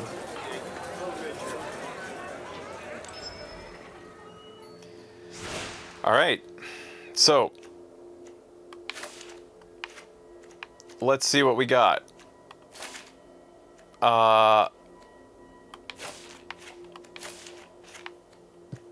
Definitely playing Elspeth, obviously. We will start by just making sure that we have at least 17 creatures. This counts, I would say. The Quick Draw Dagger is not a creature. I don't like this guy, so I'm taking him out. Would have been nice to get another Backstreet Bruiser. This counts as a creature, and I think I'm gonna keep it in because of the Fairy Vandals being so core to what I think our strategy is. So we have 13 creatures we need, and I'm looking at the curve.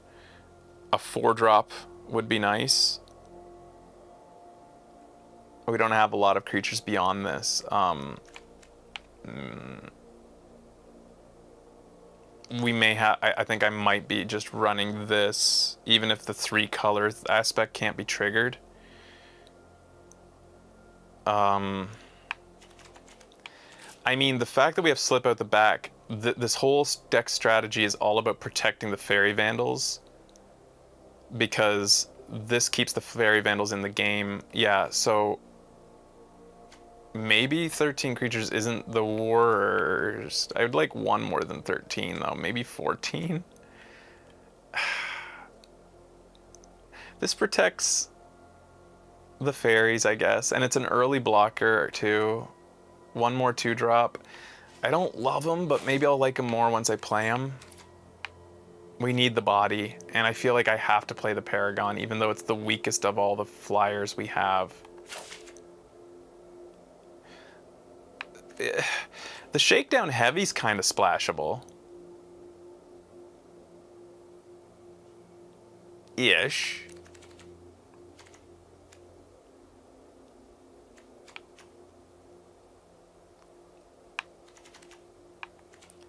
And it goes good with the Fairy Vandals, the Shakedown Heavy, because it really makes them not want to have to.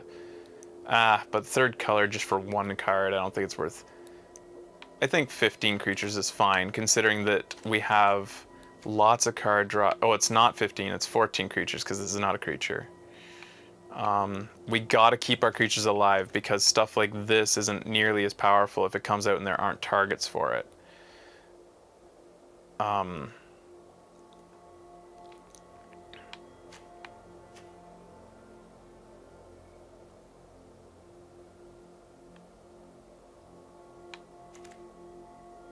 Okay, and then the rest is going to be like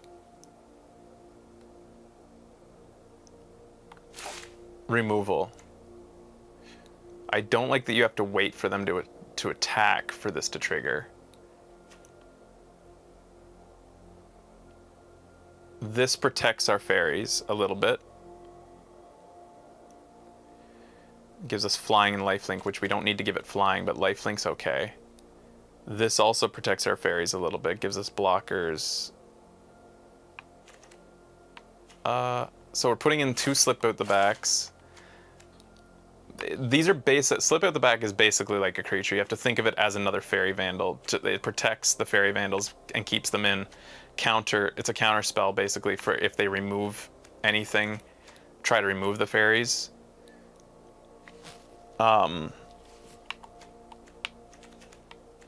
Sleep with the fishes is removal. And Case the Joint is just straight up card draw. We're putting in both. Okay, so what do we need? I don't like the kill shot over top of using, say... This is straight up card draw. Yeah, I'm taking out the Paragon and I'm putting in a rooftop, 2 rooftop nuisances, I think.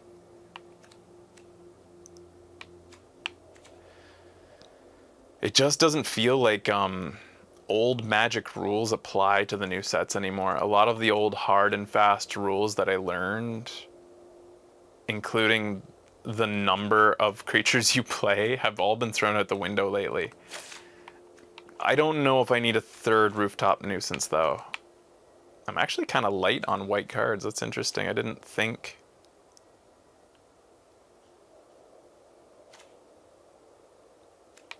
I was so light on white cards. Huh. Would I consider taking something out for another rooftop nuisance? I don't think so. Even though it has draw a card printed right on the front.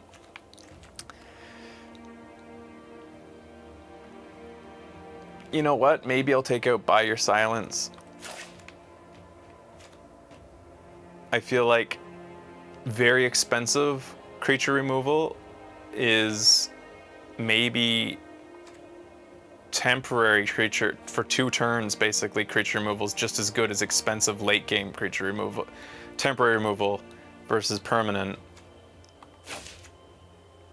Yeah, that's how I'm gonna play this. Feels crazy, but Magic is crazy these days.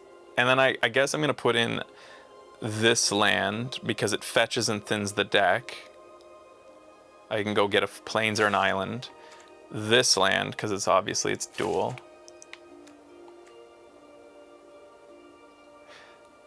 I don't think I need this fetch land in there, even though this is also... It's just so slow, and I don't want to be slow. So I'm just going to tell the game to give me my lands now. So just lands. So there's our deck. I like it. All right, gonna take a quick break. Be back in a moment.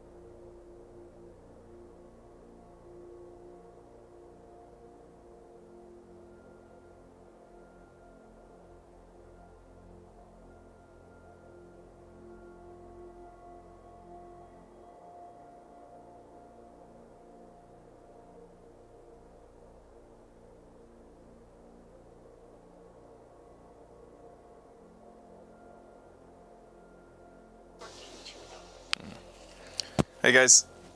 Yes, I'm back. please, Gauntlet X. Yeah, you can send me codes, guys. All right, everybody, if you're just joining, the deck is all based around this mythic rare, Gal Gadot looking mythic rare. Becky just whistled. Play SNC and Path Cup. All right, I'll put that in at the end of the show. For now, we're getting right into the play. The cool thing about this is this lets me. I really like that they're giving us free drafts that you have to play as many times as you want, because now I can tweak the deck, figure out what works and what doesn't before I actually do real drafting later on.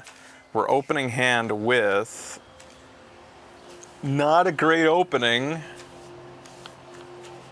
Pretty bad, actually. With only 3 planes, I have to mulligan. We start with our bomb. That's nice. 2 slip out the back, which don't help us if there's nothing on the table yet. So this isn't amazing, but we did start with our bomb, which is nice. I'm gonna put 1 slip out the back into the deck. Not a great opening, but let's see what happens.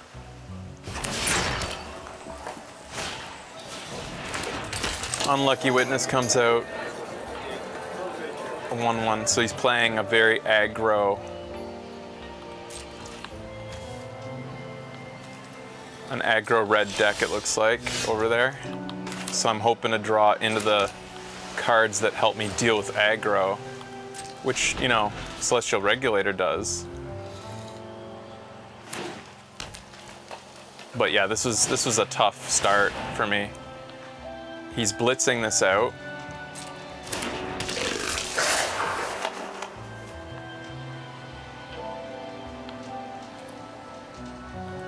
I'm just gonna take 4 to the face here.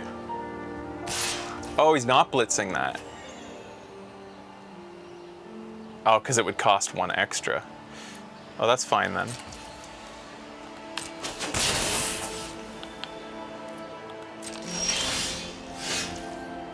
So we don't have the mana. This is really bad luck. So we don't have the mana to cast Celestial Regulator even. This is really bad luck.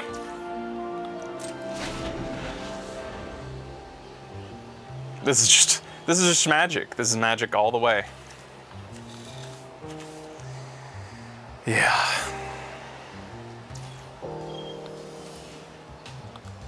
So it's a jazzy set.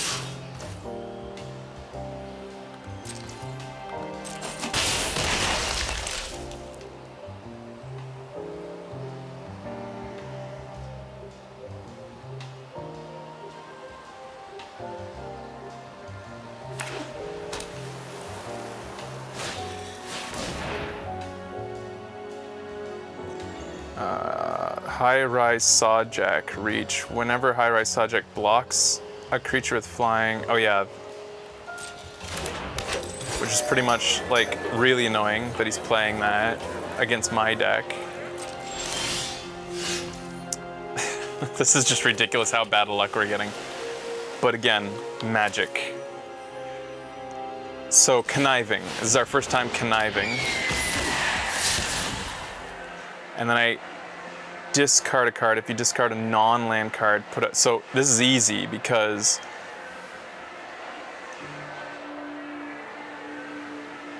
I guess I'll get rid of exotic pets.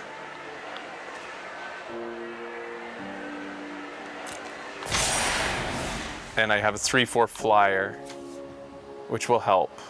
But I don't have the mana to protect my flyer. I now have the planes that I need to cast Celestial Regulator, which will come out and tap a guy permanently. Why is he doing that? Why would he do that?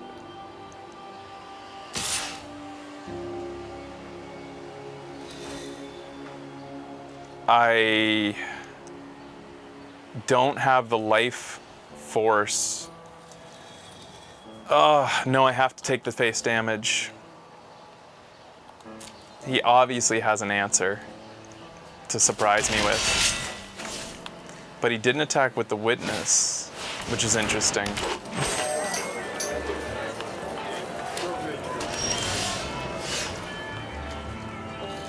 All right, so we might gain some traction now.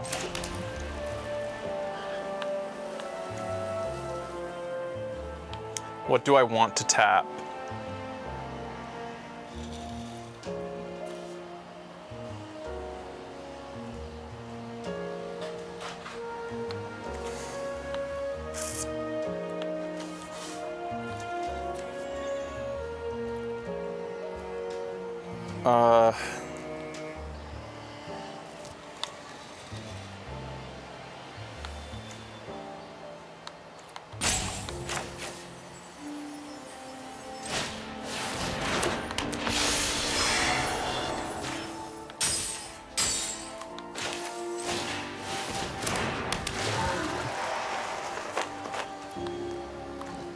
And I am going to attack because, yeah, things are actually looking good now. It's actually looking not bad.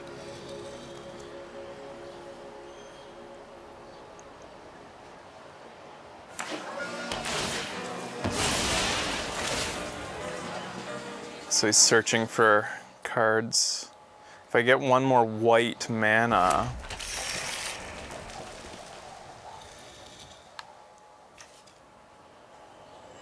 why is this tapped?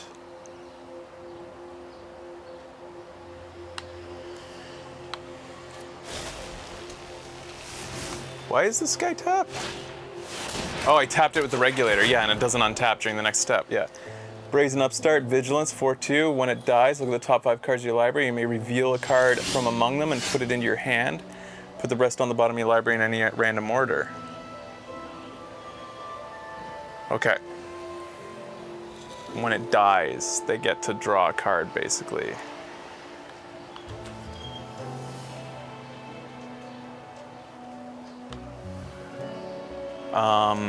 At this point,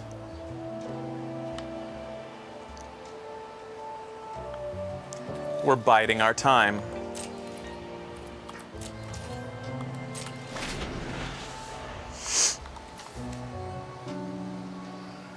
So unfortunately, the creature phases out before I deal damage when this happens with the slip out the back. But I do get a counter on it, which is nice, of course.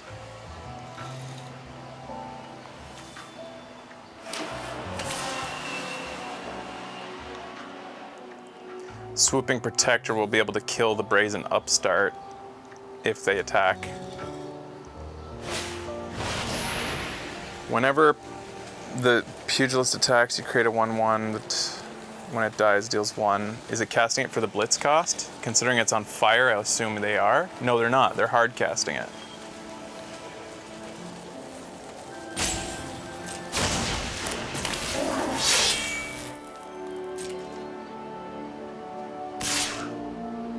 Attacking with the 4/4.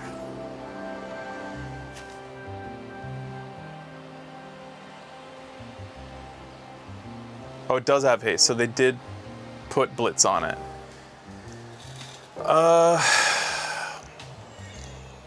Do I protect? Like, I'm only at 10 health. I might need to protect against the face damage, so.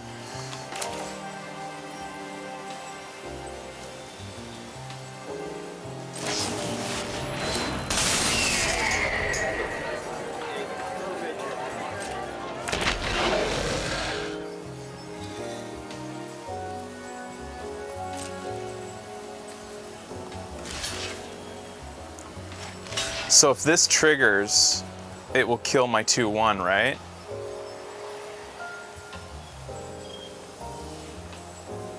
You could slip out the back after you declare the block. What, on who?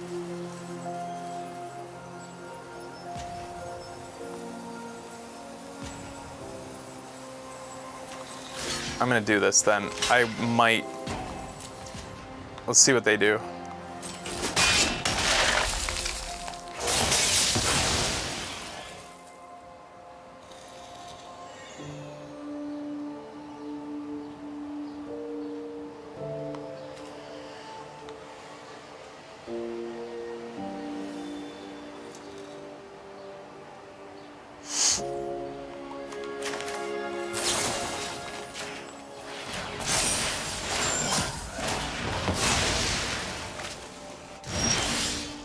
That worked out, I think. Yeah, so it came back, but it didn't get a new shield because it didn't enter the battlefield. But that's pretty good, I think, what just happened, I think. Time to go over his head with some of the flyers, maybe, with the Celestial Regulator. Start doing some face damage to him. I think that's the right play. Let's get a little bit aggro.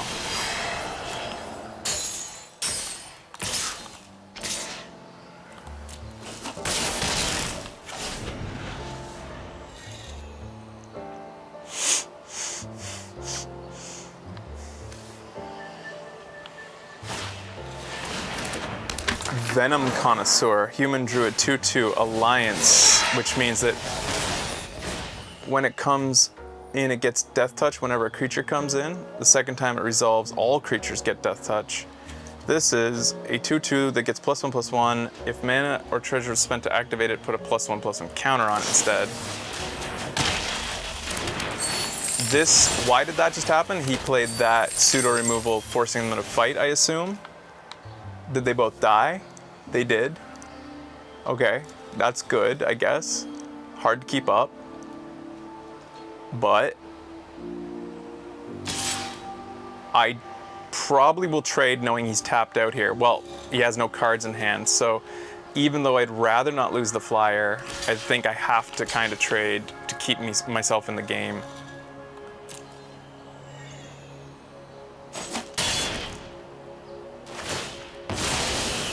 Now he gets to draw a card from 5 on top of his library. 4 of them go on the bottom of the library, 1 goes into his hand. So he's choosing from 5 cards. I really hope I get another white mana so that I can bring out my Planeswalker, even though she's can be dealt with quite well, considering I don't have enough blockers. But First Strike and Lifelink on a creature would be nice. 6/3, so they had to reveal it. Rock's Pummeler enters the battlefield with a shield counter on it. It's a 6/3 for 6. Where'd it go? I can't read that anymore. Oh, it's in his hand. What's the other ability? It has trample as long as it has a shield counter. Oh, hey, the Fairy Vandal's way too late. That's so fucking annoying. They have Flash.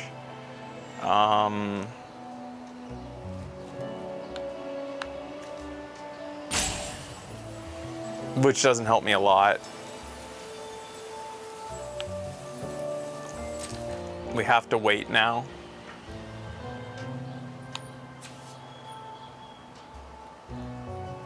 And hope that we can get back into this game.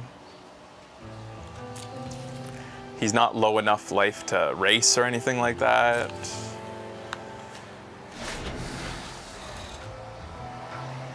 Yeah, this, like, in general, it's nice that we're still kind of in it, but this was very bad luck. Having to mulligan and then still not getting the mana we needed to do any early plays. He's attacking with the 3/2, knowing that he can beef it up. If I play the Fairy Vandal, I'll be able to trade. He can do that as many times as he wants, though, and he's going to be able to use treasure to put counters on it. I'm just going to let that go face.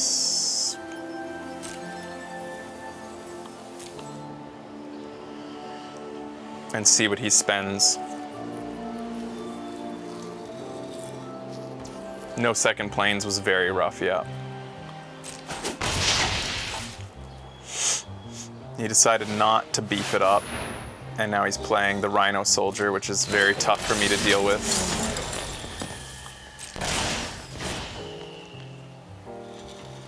I'm gonna play my Fairy Vandals at the end of turn, praying that I get a second planes to hopefully be able to play my bomb, which I'm actually not certain how much that's gonna do for me.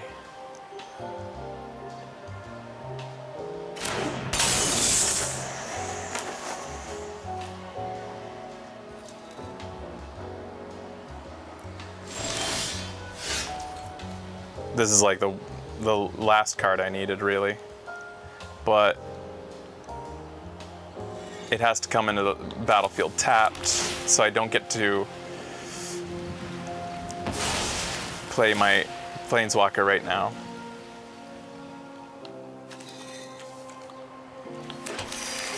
This was a bad run, man. This sucked. Yeah, no attacks. It's over.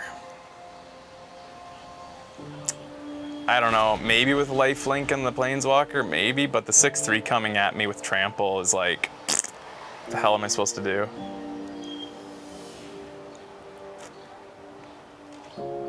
I don't know, there's a chance, so we'll keep playing, but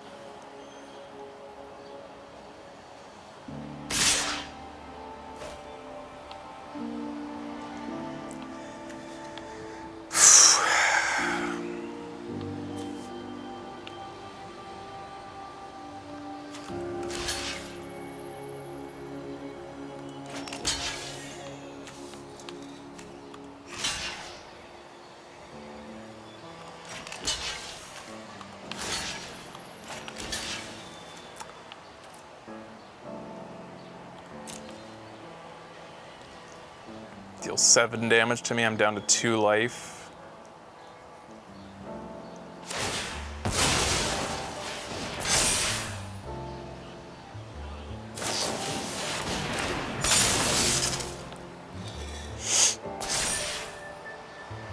Yeah. All right, I'm gonna quit. Let's just move this along.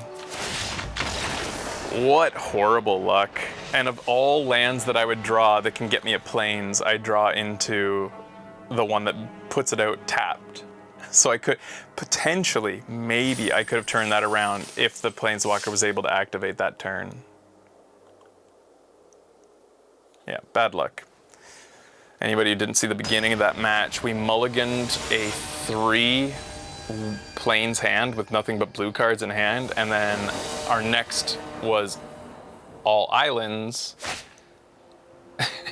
And then we didn't draw planes for 5 turns. I don't know, 4 turns. And then the second planes that we needed for our bomb way later. Where are our fairies? I'll keep this because we have the mana we need. I like this card on turn 3. White, or 1/1 fishes that can't be blocked is really cool. The Rooftop Nuisance will be able to potentially slow down the game if we need it. We also have card draw on the Skybridge Towers, which I like.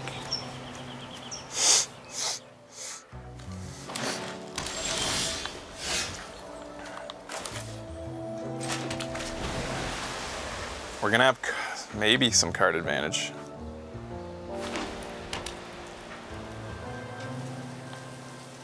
We have it's funny, I said maybe some card advantage. Look at what we have in our hand.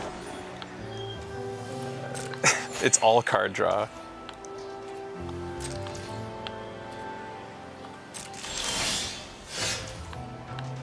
Here we go. Celestial Regulators are awesome.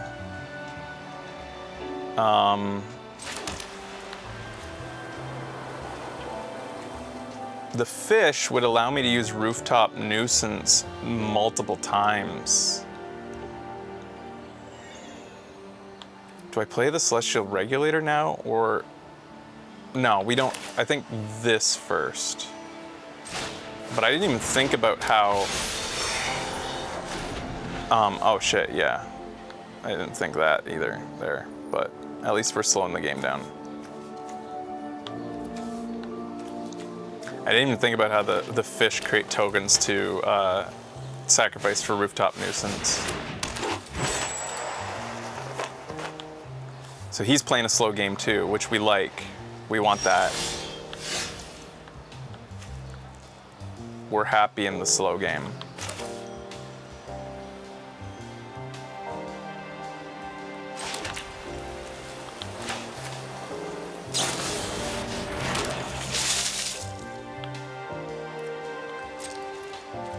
No attacks, because I have slip out the back. I want to be able to have the option to like keep everything in my favor.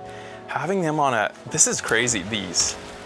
And I didn't see many pingers going, I didn't see much pinging going around in that draft. So the fact that these fish tokens can't be blocked and has him on a 2 damage per turn Glock, that's scary.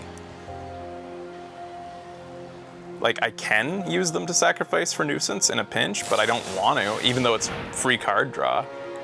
I could see taking out Case the Joint, one of the Case the Joints. Most one, Flash, enchanted creature. Enchanted creature gets +2/+1. When it dies, create 2 treasure tokens. I could phase it out. It will get +1/+1, but that's better than +2/+1. And it won't generate creature tokens.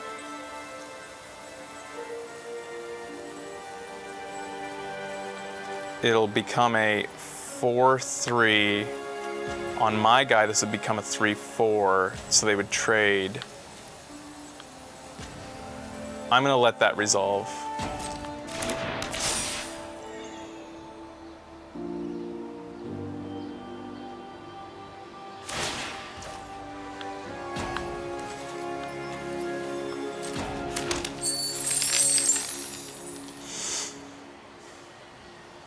Oh, thanks, Brett Kerwin. The fish is instant, so I can wait till the end of my turn to play it.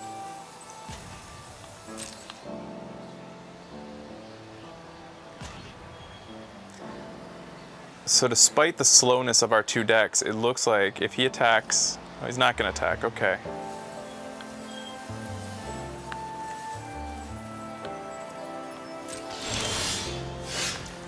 So at this point, we're gonna start to play aggressively here. We're gonna tap. I don't want to sacrifice guys to do this. I'm gonna cast normal. I like my fish too much, and I don't need the card advantage that much, especially with the Case the Joint sitting in my hand.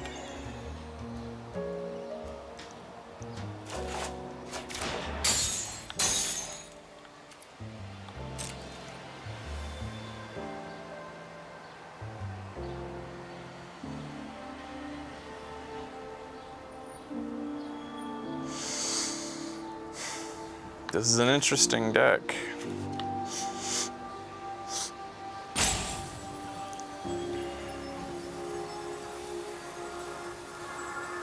Very slippery.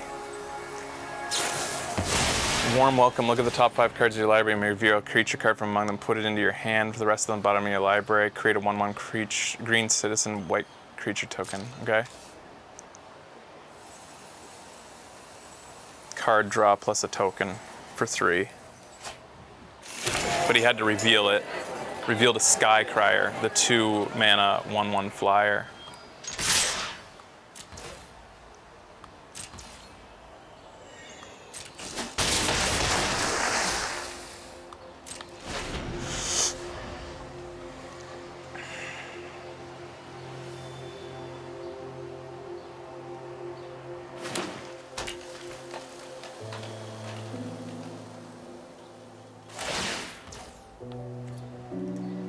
I'm thinking of using Slip at the back just to put the counter on my Celestial Regulator.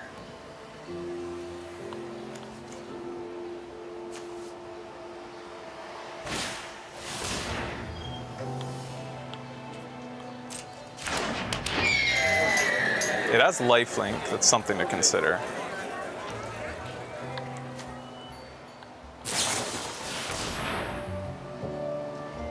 I don't know that I should be running, oh, I ran anything with draw card. I think I should take out a Case the Joint out of this deck, but with the top 5 cards of your library, reveal a creature card from among them, put it into your hand. Oh, another one of these. Running counters. Lots of them.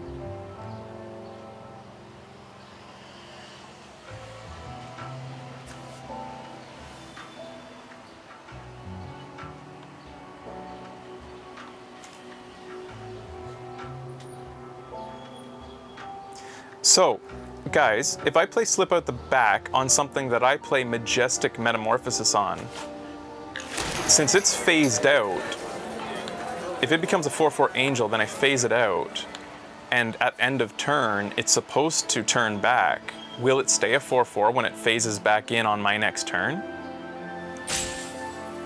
Because it was phased out, the end of turn effect shouldn't change it back to a normal creature, should it? How does that work? Like, I could like make it in one of my fish into a 4/4, phase it out before it goes back to being a normal fish. It's been so long since I've played with phase. I have a lot of options here.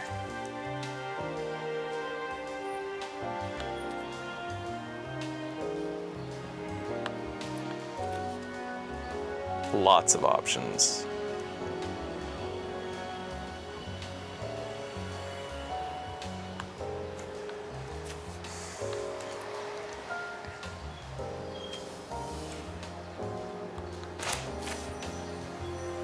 I think I'm just gonna keep that 4/2 tapped.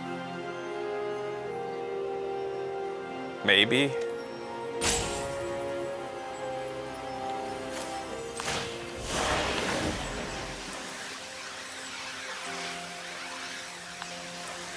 No.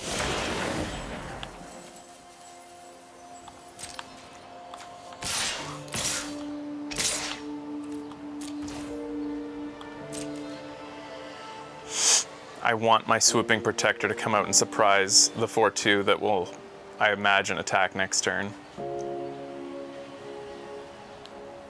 Love having Slip Out the Back for an option in case he has a surprise for me.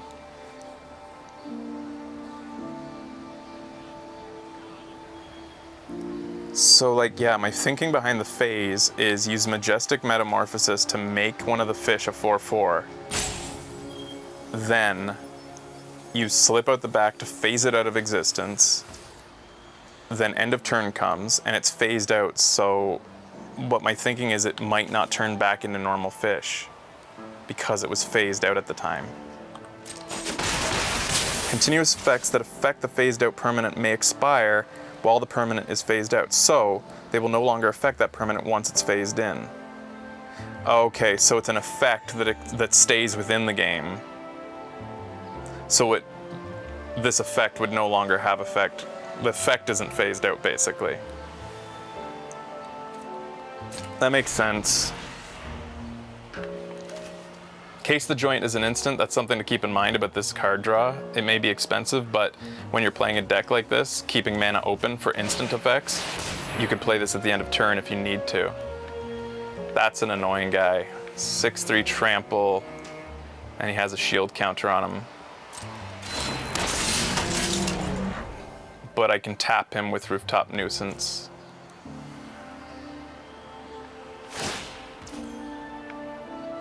He's getting lots of treasure tokens.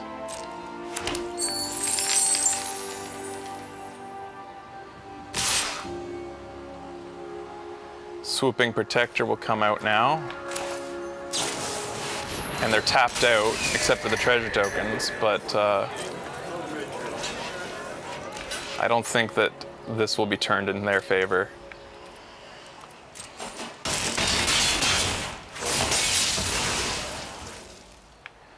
They are drowning in treasure.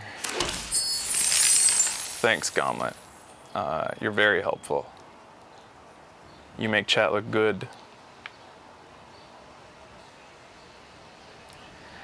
So they essentially got the same, like they're working against my fish with these 1/1s, so it's kind of a wash in a way. The Rocks Pummeler I'm gonna start tapping with Rooftop Nuisance. We know that we can go through for an extra 4/4 if it comes to the end of, like, if it's a race, we might win it because of the ability to turn a fish into a 4/4.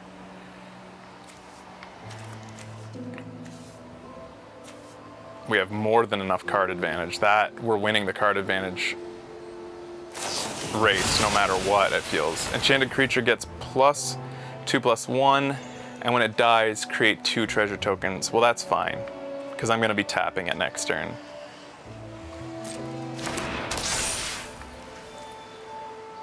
I could have phased it out or something, but it's not worth it. Fairy Vandals.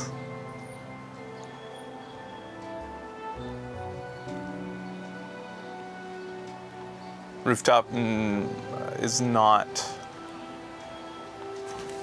a instant, so I have to play it this turn, but I want to play it in the same turn I play the Fairy Vandals, but I also want to keep the 1 blue mana open. I'm not sure what I'm going to do there.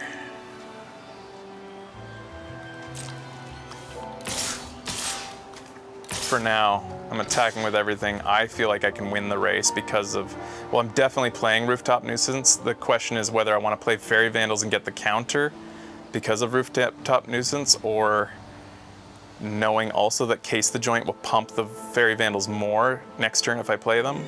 The only downside here being that I'm going to lose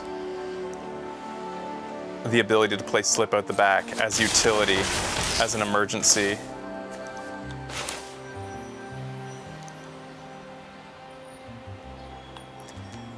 I don't want to take 8 face damage, so I am going to tap. You know, I should have kept the Fairy Vandals.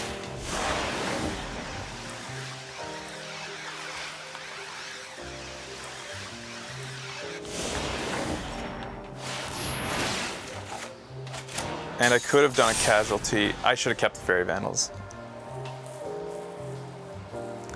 Oh, it's only 1 per turn. You can't trigger it twice. Thank you. So, in case the joints don't trigger it twice. That's good to know.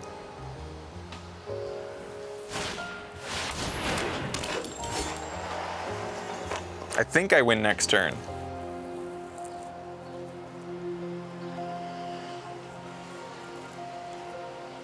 I think I can win next turn. They have lifelink, which will, but I can turn a guy into a 4/4, so I can attack with a 4 for 5 damage, 6, 7, 8, 9.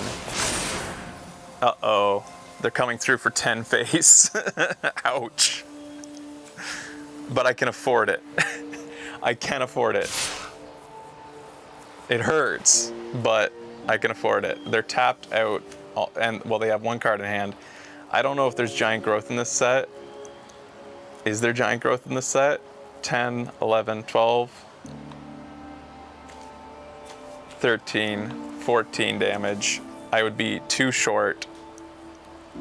I should probably block the lifelinker. He has 1 mana open with his treasure token. There is a 1 mana +4/+4 if you control 4 or more creatures. So at the worst case, he wants to play it on that guy, but he would also win if he did.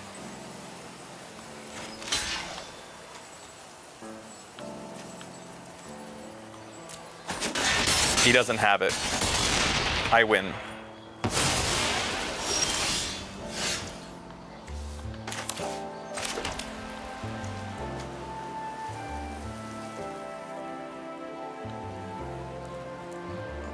Just making sure that I'm not gonna fuck up here. 6, 7, 8.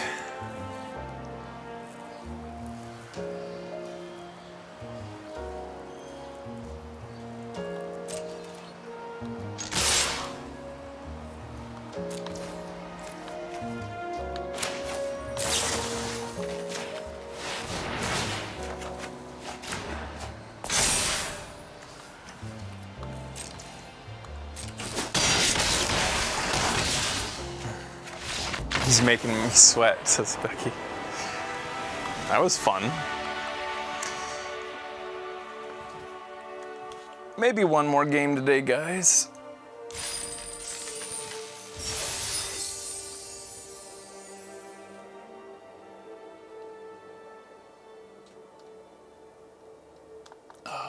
It's getting hot down here. Let's play another one. It'd be nice to play our Planeswalker today. I just got a mythic rare as a reward. That's a pretty nice reward. It's from an old set, but it's not like I play Constructed, but I mean, it's just supposed to be a random card. It'll be at least rare. Oh, okay. 2 rares for this free draft. Man, the day and age I grew up in compared to today. Kids have more entertainment than they know what to do with. Free entertainment.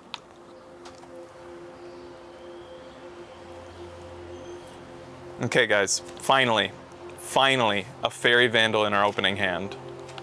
Finally. Yeah, this is a good opening hand. Now the question is, depending on what color they play, will decide whether I want to play Fairy Vandals early or wait until I have Slip Out the Back available to protect the fairies. We're not an aggro deck. We don't want to like go out and just start doing face damage, so I'm not that, and he's playing red, so probably I want to keep the Fairy Vandals in hand until the third turn.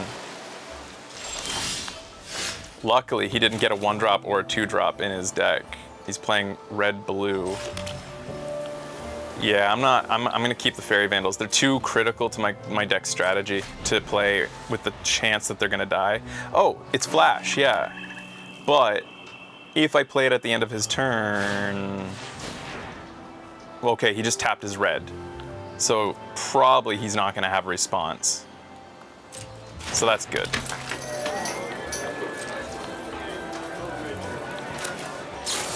Thank you for reminding me about the Flash yet again. If you control a creature with a counter on it, it doesn't untap during its next untap step, so only in that case, so I can't tap that thing unless that happens. We have the mana for that. Draw a card. Make our fairies bigger, but I'd lose the mana. It's not Flash. I don't want to lose my fairies with burn. I think I wait.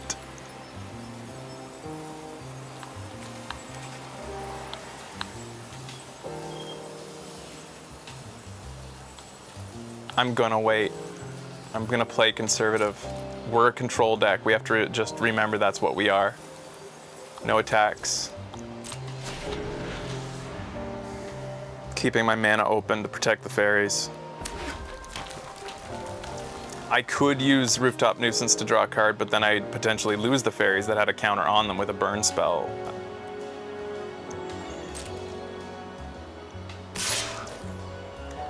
I'll block that though. I'll call his bluff because I can phase this out and I wouldn't mind it. And I'll get a counter on them. So I'm calling the bluff. He wasn't bluffing, he just wanted to go look at the top 2 cards of his library. So he sacrificed that in order to have the temporary ability to play these 2 cards. He can only cast 1. He'll probably choose the rare.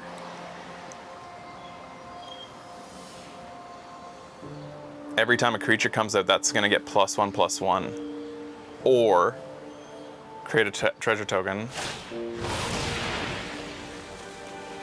What the hell did he just do? Oh, he gets to do this next turn, maybe? Blitz? Create a... Okay. What? Huh?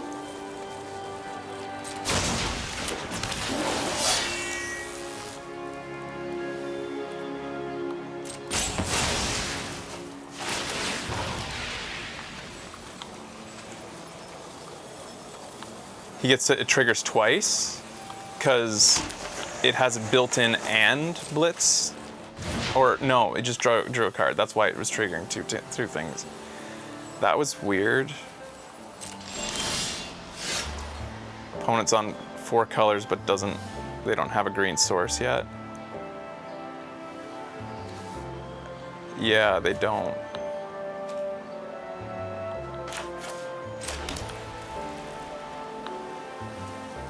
I'm gonna wait again and I'll play Case the Joint at the end of next turn.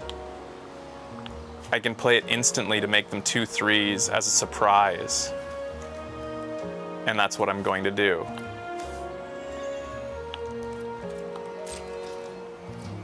When they attack with the 2/2. Playing full control. He just gave birth. Okay.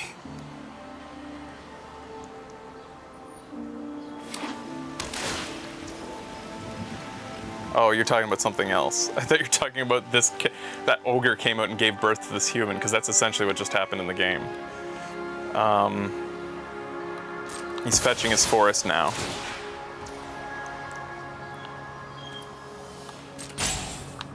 Does this have special abilities? No, it's just a rogue, 2/2. Okay. Now we do have to be a little bit worried. Oh, he can't cast either of these. Oh, that's tough luck for him. Because he's going to lose the ability to cast these now. That sucks. Bad luck. Extract the truth reveals that. Oh, shit. Well, we know which one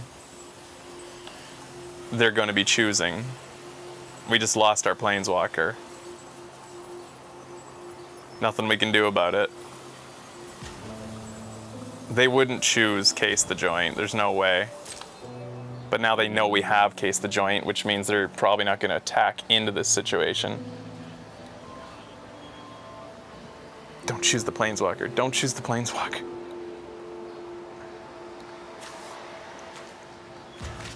Oh no, not the Planeswalker.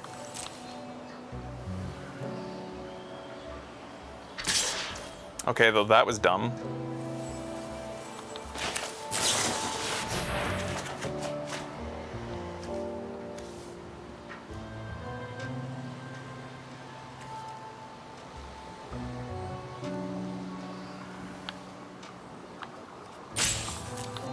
Oh, okay, I see how that works.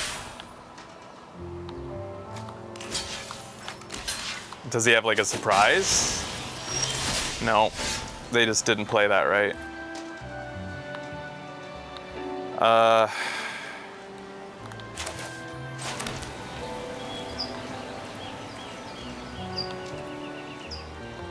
mean, yeah.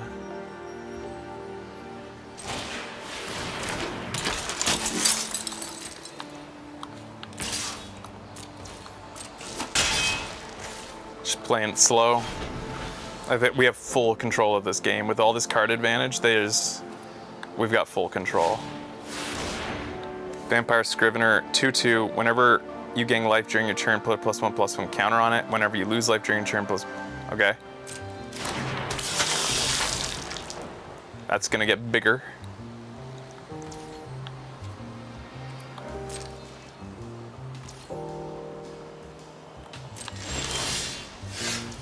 Now we'll start tapping their creatures.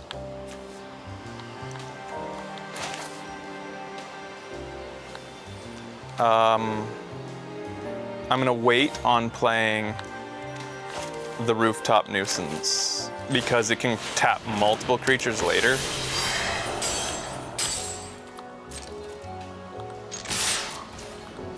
Yeah, I can't see a situation where he wins this now.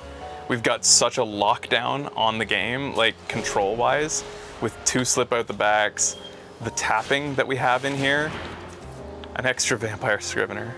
Fun deck that he's got going there, though.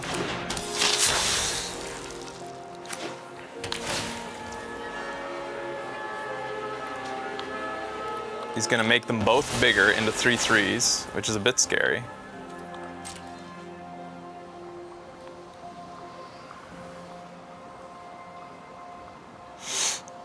We've just got, like,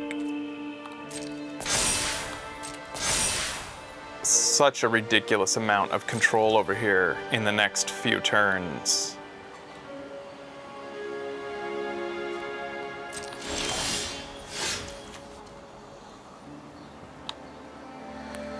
So, yet another Celestial Regulator.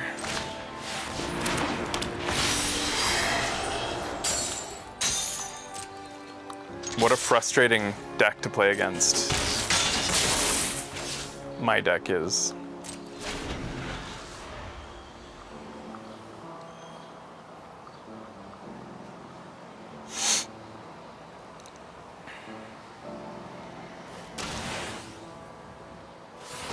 I'm hoping a big bomb's not coming, but even with a big bomb, slip at the back might be able to deal with it. He's tapping a weird amount of mana here. What's going on?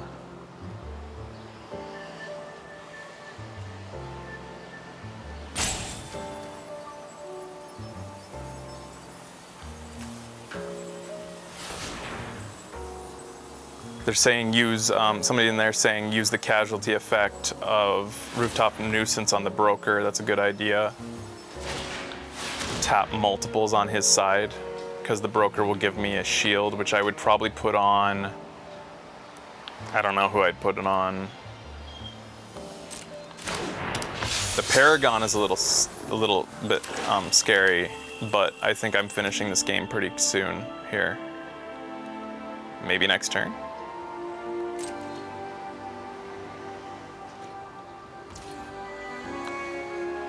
I might even. I think I have lethal if I do 2 slip out the backs right now.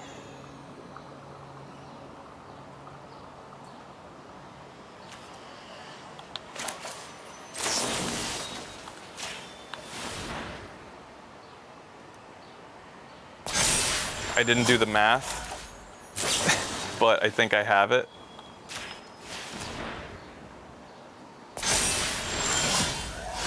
Oh my God, an extra.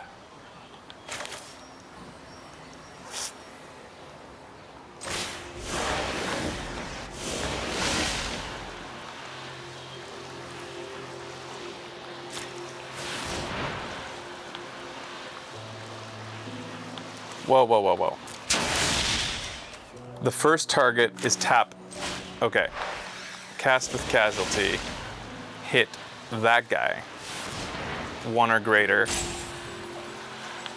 Submit 1. That's a nerve-wracking card to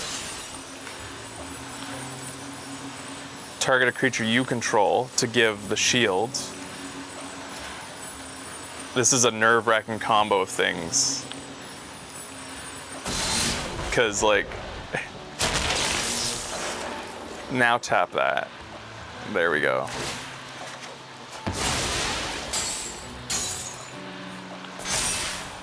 There we go.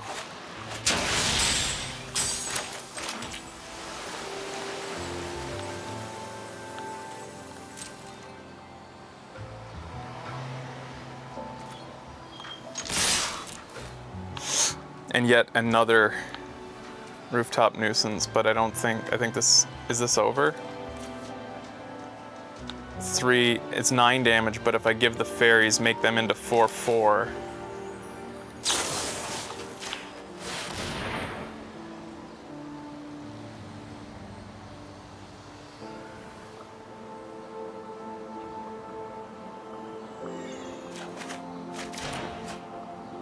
They're 6/6, so 9, 12 damage coming through.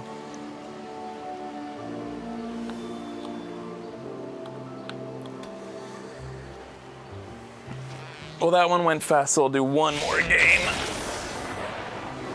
He made me discard my Planeswalker.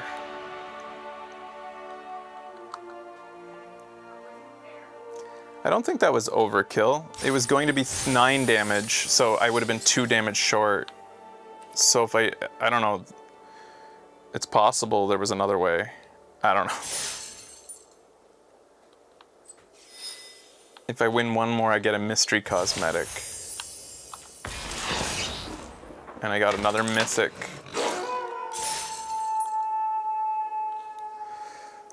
Just one more.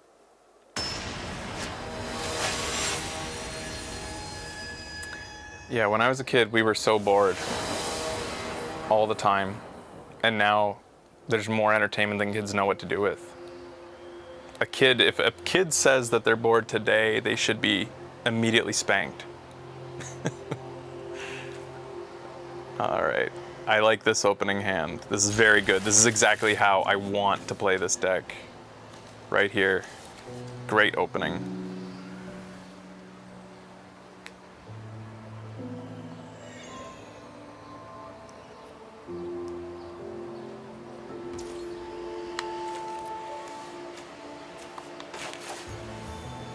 I'll go get I'll get a planes. Yeah.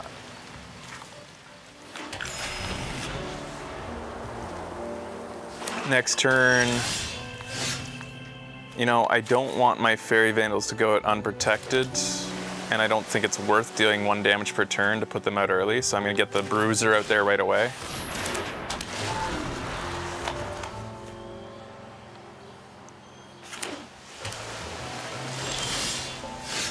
I still don't have protection, except for the Majestic Metamorphosis. That's technically protection, but I'm just going to go ahead and put the exotic pets out there to start doing 2 damage per turn, which is just, that's crazy. And I like, there is not a lot of, oh, that's annoying. There's not a lot of pinging in this set, so those like fish, if he doesn't counter them, go pretty unanswered. What's this? Pay 3 life, flip a coin. If you win the flip, you gain 6 life. Okay, interesting. Very interesting.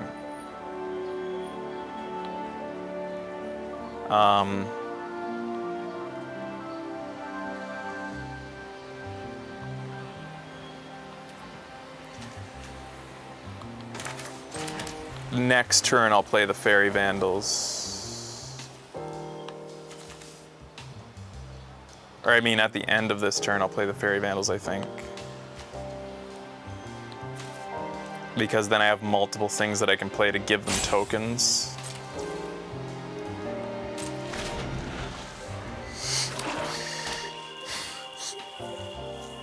Yeah, I keep forgetting that these are flash. They're instant. I have to remember that because I've been hard casting them as sorceries. It just doesn't feel like a card that should be instant, does it? Dig up the body. Sacrificed it in order to what? What are they? Why?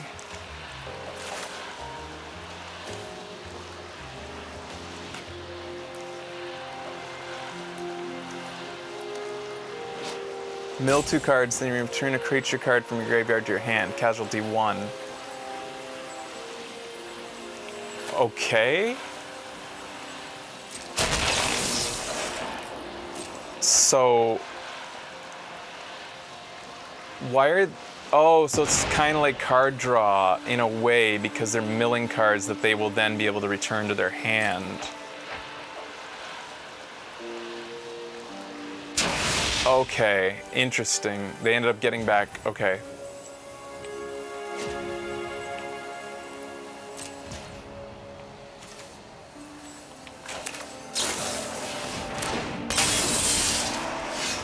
And we have protection for our fairies now, so I will play...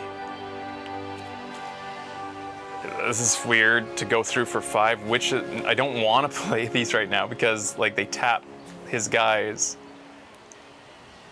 Oddly enough, I will be playing the Majestic Metamorphosis hard cast as I attack.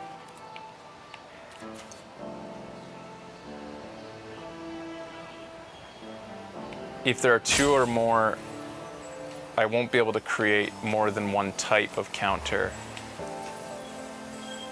Oh, if I can somehow put multiple counters on them, I won't. Unless I phased, which I'm not gonna do.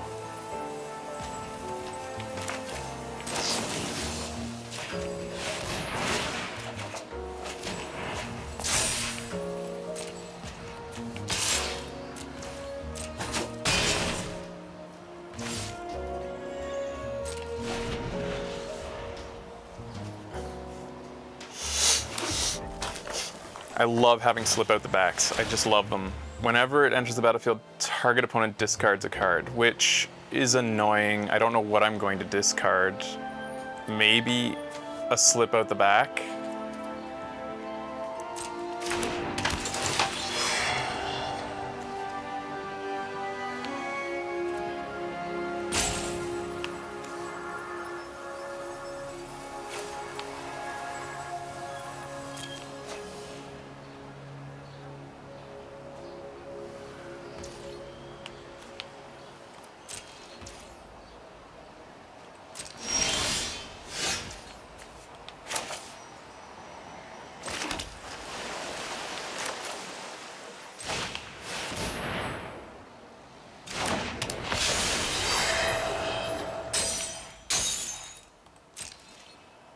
I can only attack for 2, unfortunately. I'd like to be attacking with that 3/3. Maybe I should have done Rooftop Nuisance.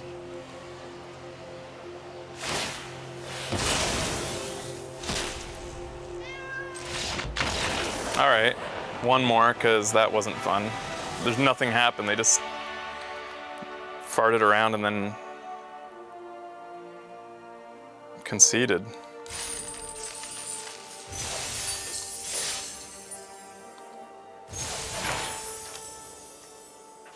Cool reward, I think.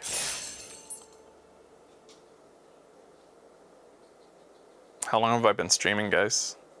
Let me check. Almost 3 hours. Yeah, this will be the last, I think. I'm playing against a Japanese person. Yuki. Yuki. Horrible opening hand. Horrible. Awful. So we're mulling. Not great, but better, I guess. I'll get rid of one of the planes. Keep. At least we have defenders in early plays with this mull. I'll go get a white mana.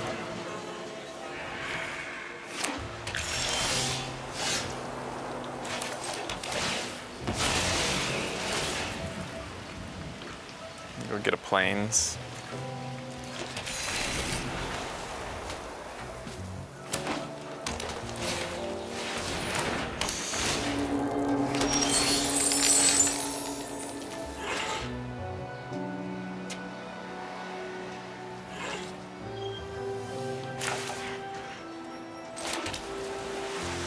I'll put out the 2/1 so that maybe it'll start attacking.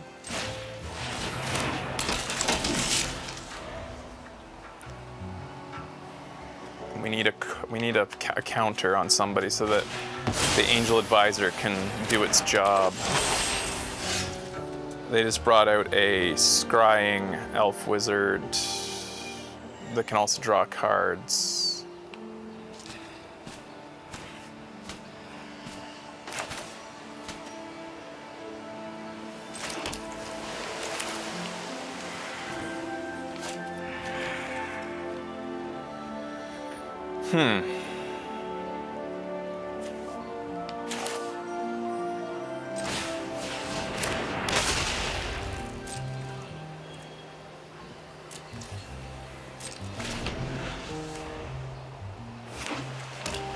They're gonna go over my head maybe with that, with 2/1.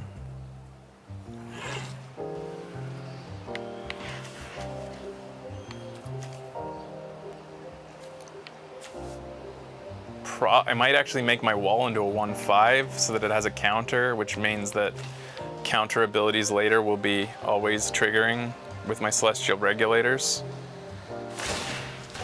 which is a nice safe feeling. So they're attacking for 2, but I'll be attacking for 3 next turn, that's fine.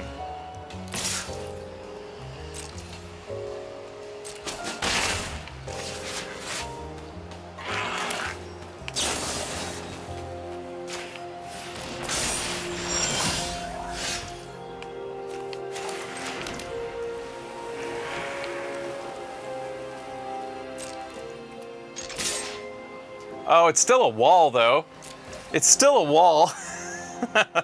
Just because it has, oh man, just because it has attack doesn't mean it can attack, dummy. But anyways, at least the counter is safe, sitting on that wall. I think that's a Hearthstone rule that is affecting me. Like, creatures without power can't attack, right? In Hearthstone, they can only attack once they have more than 0 for power, which is probably why I'm thinking that giving it a counter would allow it to attack. Because in Magic, any creature can attack no matter how negative, even if their power is in the negative.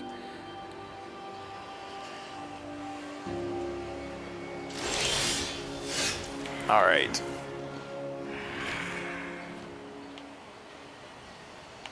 So I have lots of flash that I can play here. But for now, I'm just attacking. Destroy target attacking creature.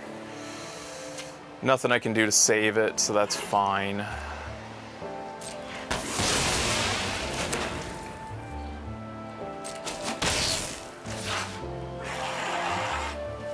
What does this let me do? Can't be blocked. Okay.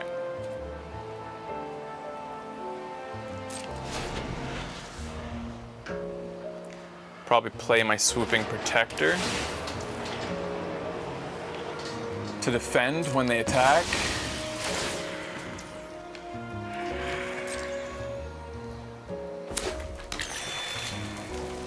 Show chat is completely broken. Uh-oh. Look at the top 5 cards here. I could refresh it and see if that helps.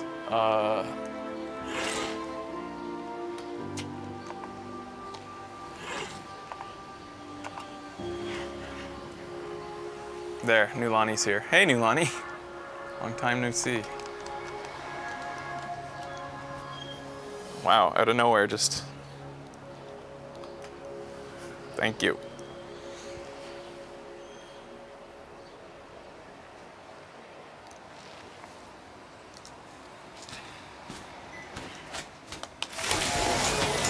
Rumor Gatherer triggers once for a scry, but hopefully not.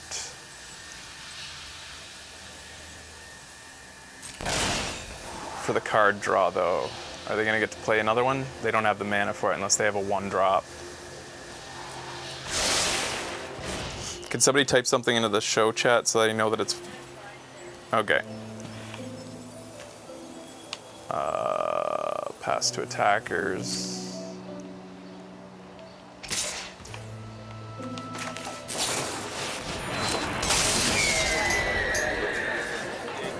I love surprises. I love having flash cards that can surprise the person. It's just such a big deal. Lost connection. I'll try again here to refresh.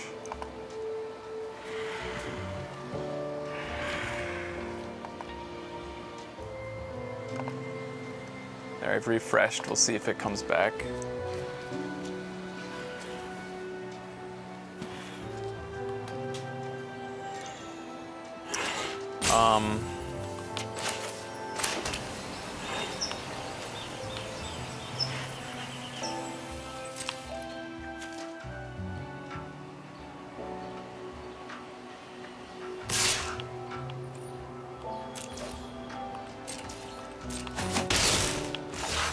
That looks good to me. I'll probably play Case the Joint at the end of their turn, assuming I don't need to play Majestic Metamorphosis.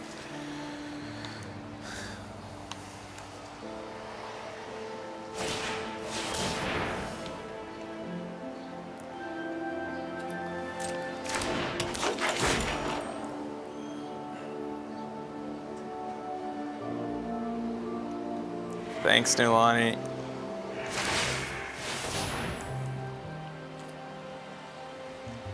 Okay, it's a flyer now.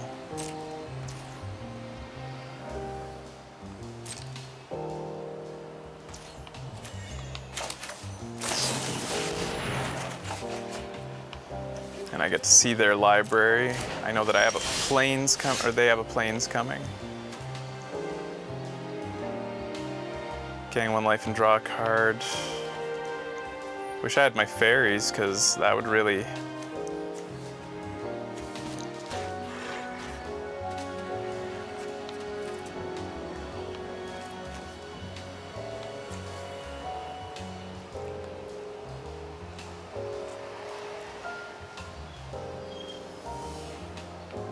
Is this flash? It's not.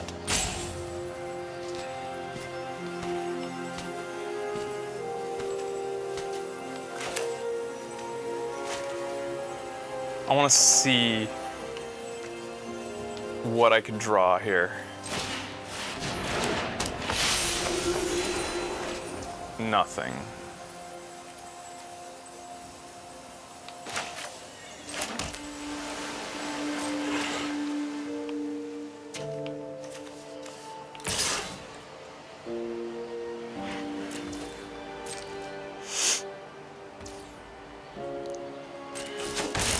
They're down to 14.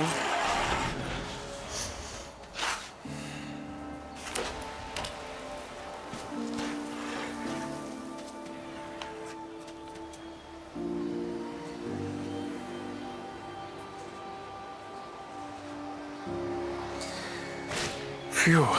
Sticky Fingers, enchant creature, exchange creature as menace, and whenever this creature deals combat damage to a player, create a treasure token. When it dies, draw a card.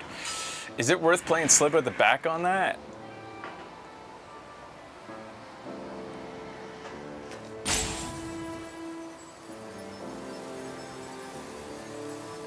They don't exist until the start of their controller's next turn, so it also won't be a blocker next turn, which is cool.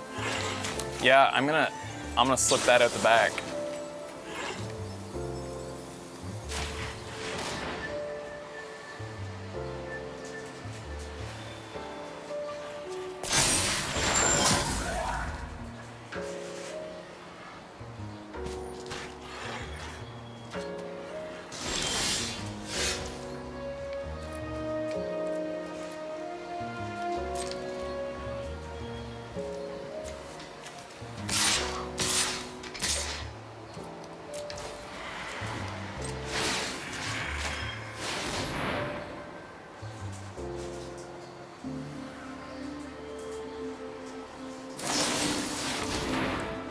This spell costs 2 less reach.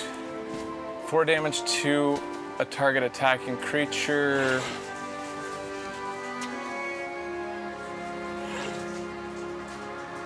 You gain 2 life. Well, yeah, so Metamorphosis won't save it.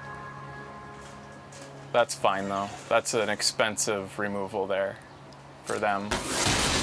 They feel as though they don't have a choice, it seems.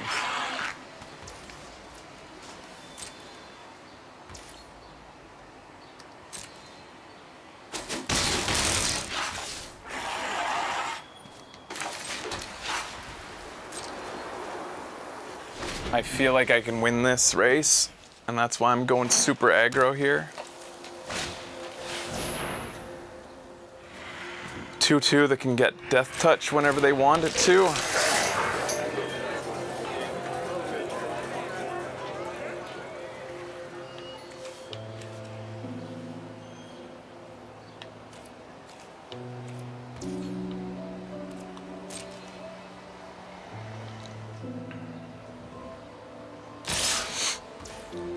Hey, that's good. I'll take the 6 face for you to take those guys. Well, he has Vigilance, so I guess that doesn't matter. Target creature +2/+2. If it has counter on it, it gets lifelink. Well, that's bad. That's bad for me. He's got lifelink now. That sucks. I didn't expect that. He's out of cards, at least on that side, which is good. But yeah, that's tough. I will be able to kill it with my wall, though. But he's back in this game.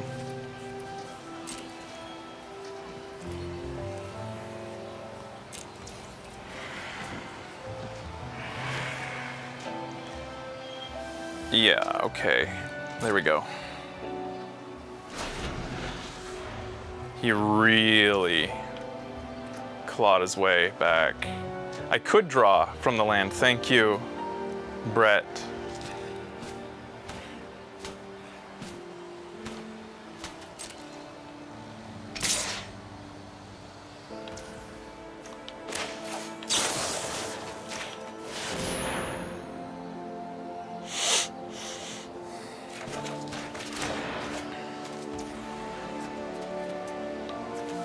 Is this an instant? It's not.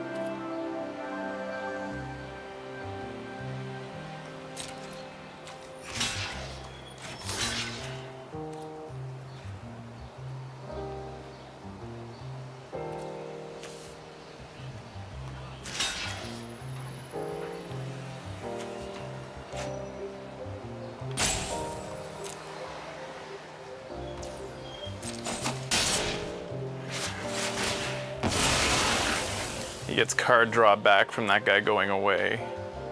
He gets to look at the top 5 and choose a creature card to put into his hand, but he has to reveal it. I don't have enough mana to do this. Yeah, I completely forgot about this thing's ability. But boy, I wish I had my fairies. Wait, are there fairies in here? No, but the Celestial Regulator will buy me time. I mean, Inspiring Overseer is probably better, though.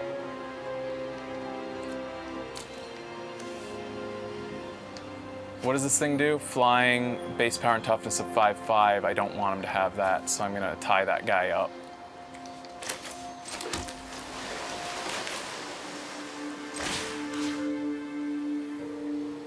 And I get to create a little fishy.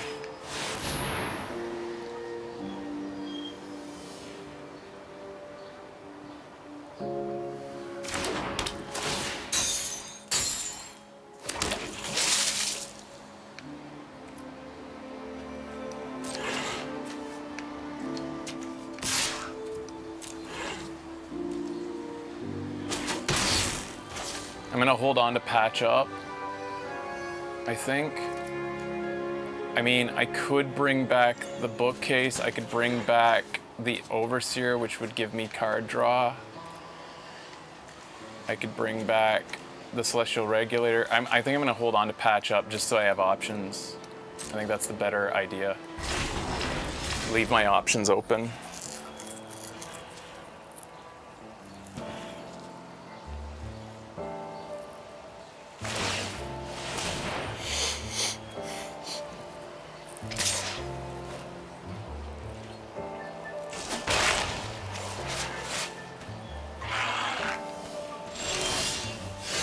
Here we go.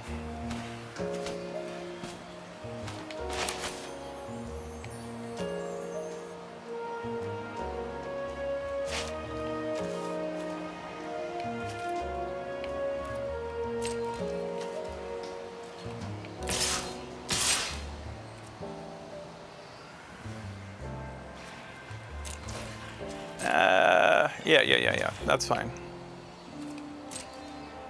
I don't have counters on anybody, so my celestial regulator won't properly trigger. I might draw a card.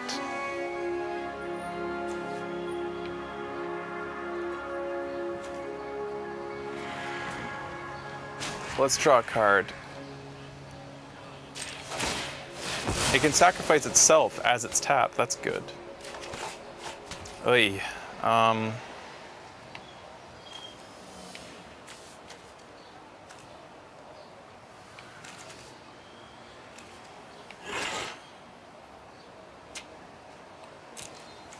gonna bring patch up out to bring back the card draw guy.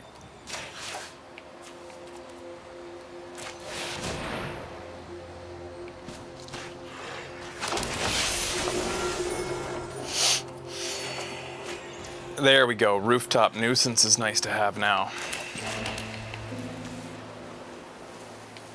This will buy me lots of time. Draw 2 cards, create 2 treasure tokens. As an additional cost to cast the spell, they had to discard a card to do it, which was what? This guy. Is he milling himself? Oh, 26. No, he's not. I actually have way less cards in my deck. 16 left in my deck.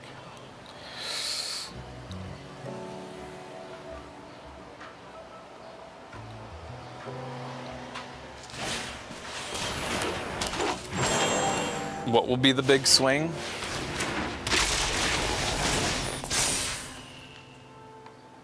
He has a suspicious bookcase as well, and an attended socialite. Whenever another creature enters the battlefield under your control, it gets +1/+1. Okay. Until end of turn, though. Okay. And he's only got 1 card in hand. Rooftop nuisance will be a big swing? Yes. I mean, pretty big. We're not within end the game territory here, though, so let's not get too crazy. I really need a counter on one of these creatures. Oh, this would generate a counter, which would allow me to use Celestial Regulator, is what you were saying, maybe. Yeah. Yeah, I might sack the Broker's Veteran just to get a counter.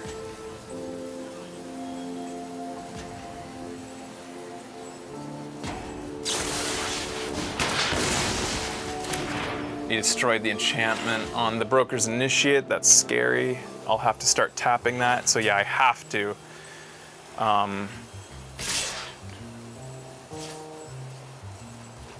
mean,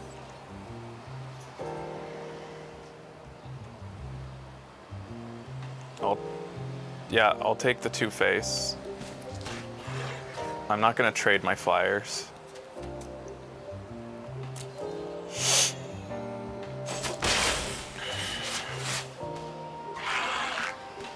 So he's out of cards. He's completely out of cards. And I've got plenty coming.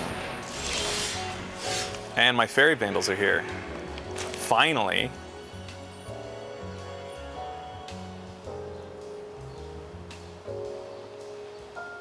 So I want them out there before I start drawing. Rooftop Nuisance comes out. I'll have plenty of counters now. Casualty. Target a creature with Rooftop Nuisance's ability to tap first. And they won't untap during their next step. Sacrifice a creature. Submit one. Put a shield counter on Fairy Vandals. Tap another creature. I guess I'll tap the wall. Maybe I should have done the 2/2. No, because it can make somebody unblockable.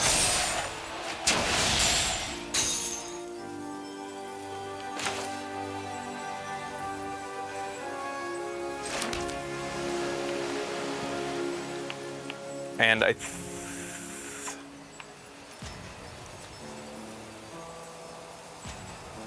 think I'll hold back the regulators. No, because I need the damage dealing.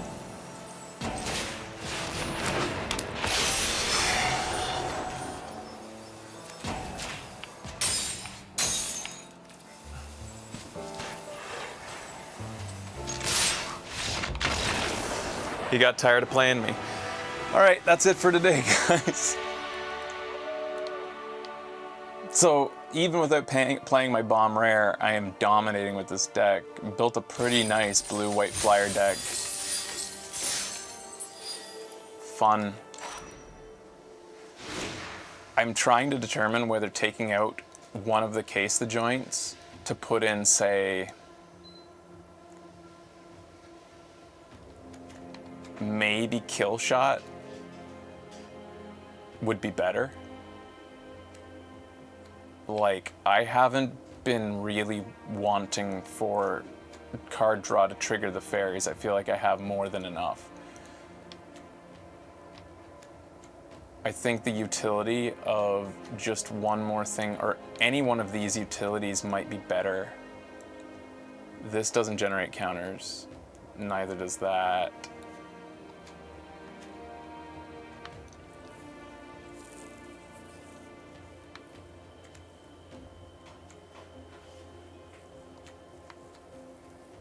Yeah, that's about the only thing I would change in this deck, is consider taking out one of the case the joints for either Buy Your Silence or Kill Shot.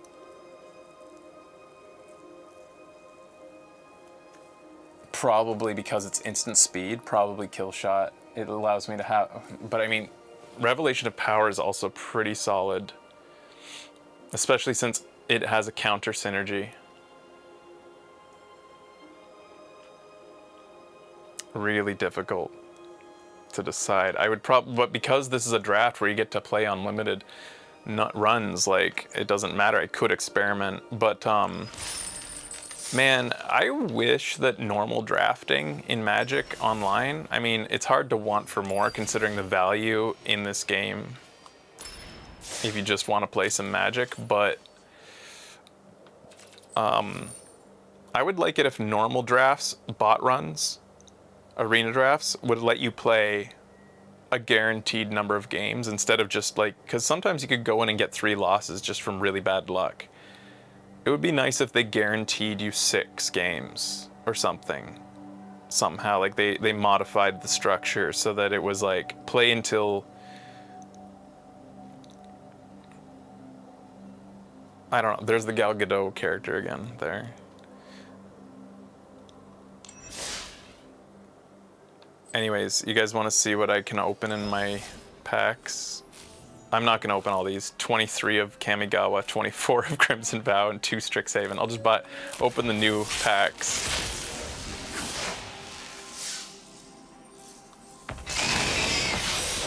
Ooh, Angel of Suffering. If Damage would be dealt to you, prevent all damage, and mill twice that many cards. Whoa. Crazy. And there was like, what were the codes to put in to get free packs?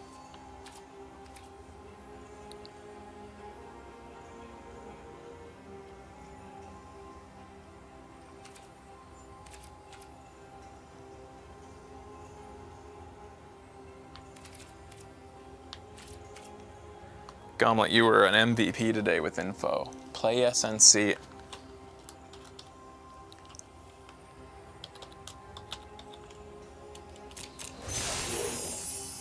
3 free packs. It's just crazy. And patch up.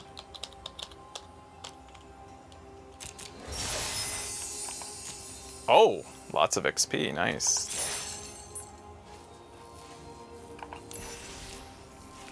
Three free packs.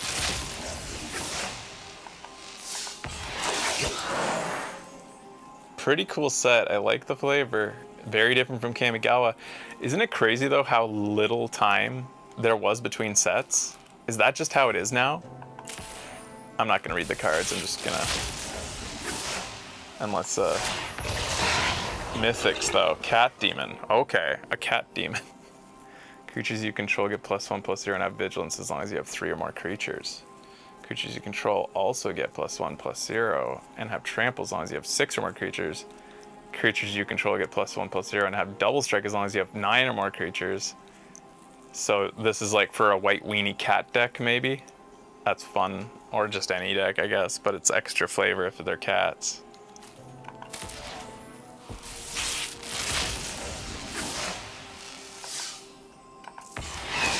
And then Aven Heartstabber, blue-black, just 2 mana for a 1/1 flyer that as long as there are 5 or more mana values among cards in your graveyard, Aven Heartstabber gets +2/+2. What does it mean, mana values? Does it mean different, like a card that costs 1, 2, 3, 4, or 5? Or does it mean color mana values?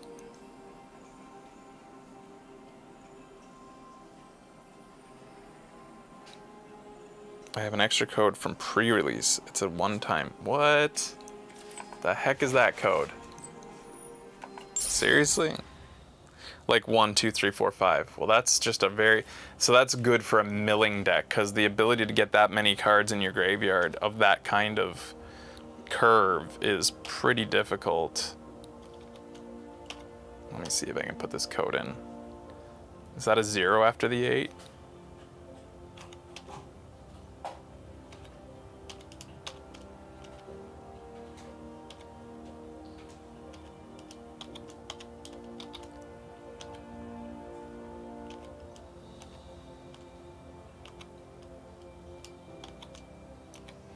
Hope I put that in right. I don't know if I did. I guess I could copy paste since I'm on a PC. Let me see. I know you guys don't see me do that much.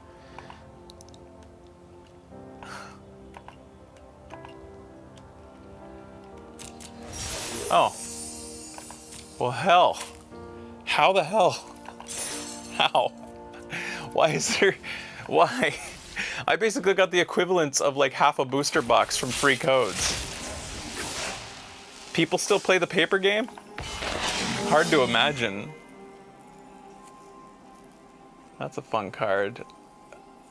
All right, I'm not gonna. I just would be sitting here. I want to get off the show. I'll read those next time. I'll open some more packs. Thanks, man. All right, guys. It was fun. See you guys next time.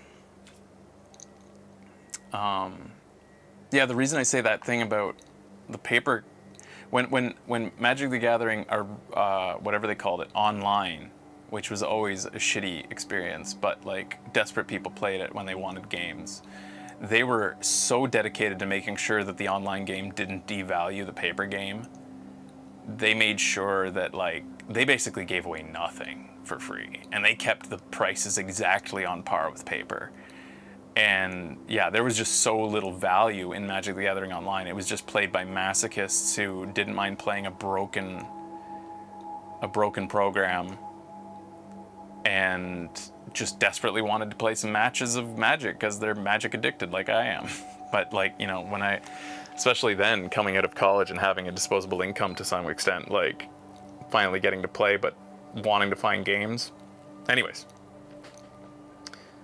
this is just crazy the value they packed into this. You do not have to spend a dime if you don't want to. It's nuts. Paper Magic is for the fun social interaction if you have a good group at your local game store. Yeah, I wonder what that's like. I mean, look, I have said, I've complained a lot about some Magic players I've played in the past. I've played with some great ones. But for me, my personality type, the bad ones ruin the whole thing for me, even above the people who are great. Like, I just can't ignore the bad ones. I just fucking hate fuckers. And it really eats me up. So, like, that's enough to turn me off of playing paper game or going in person and waiting to play 3 games in a night, and the hour it takes for everybody to get their fucking shit together so we can start playing, and like, ugh. Anyways. Thanks for watching, guys. We'll see you next time. Bye-bye.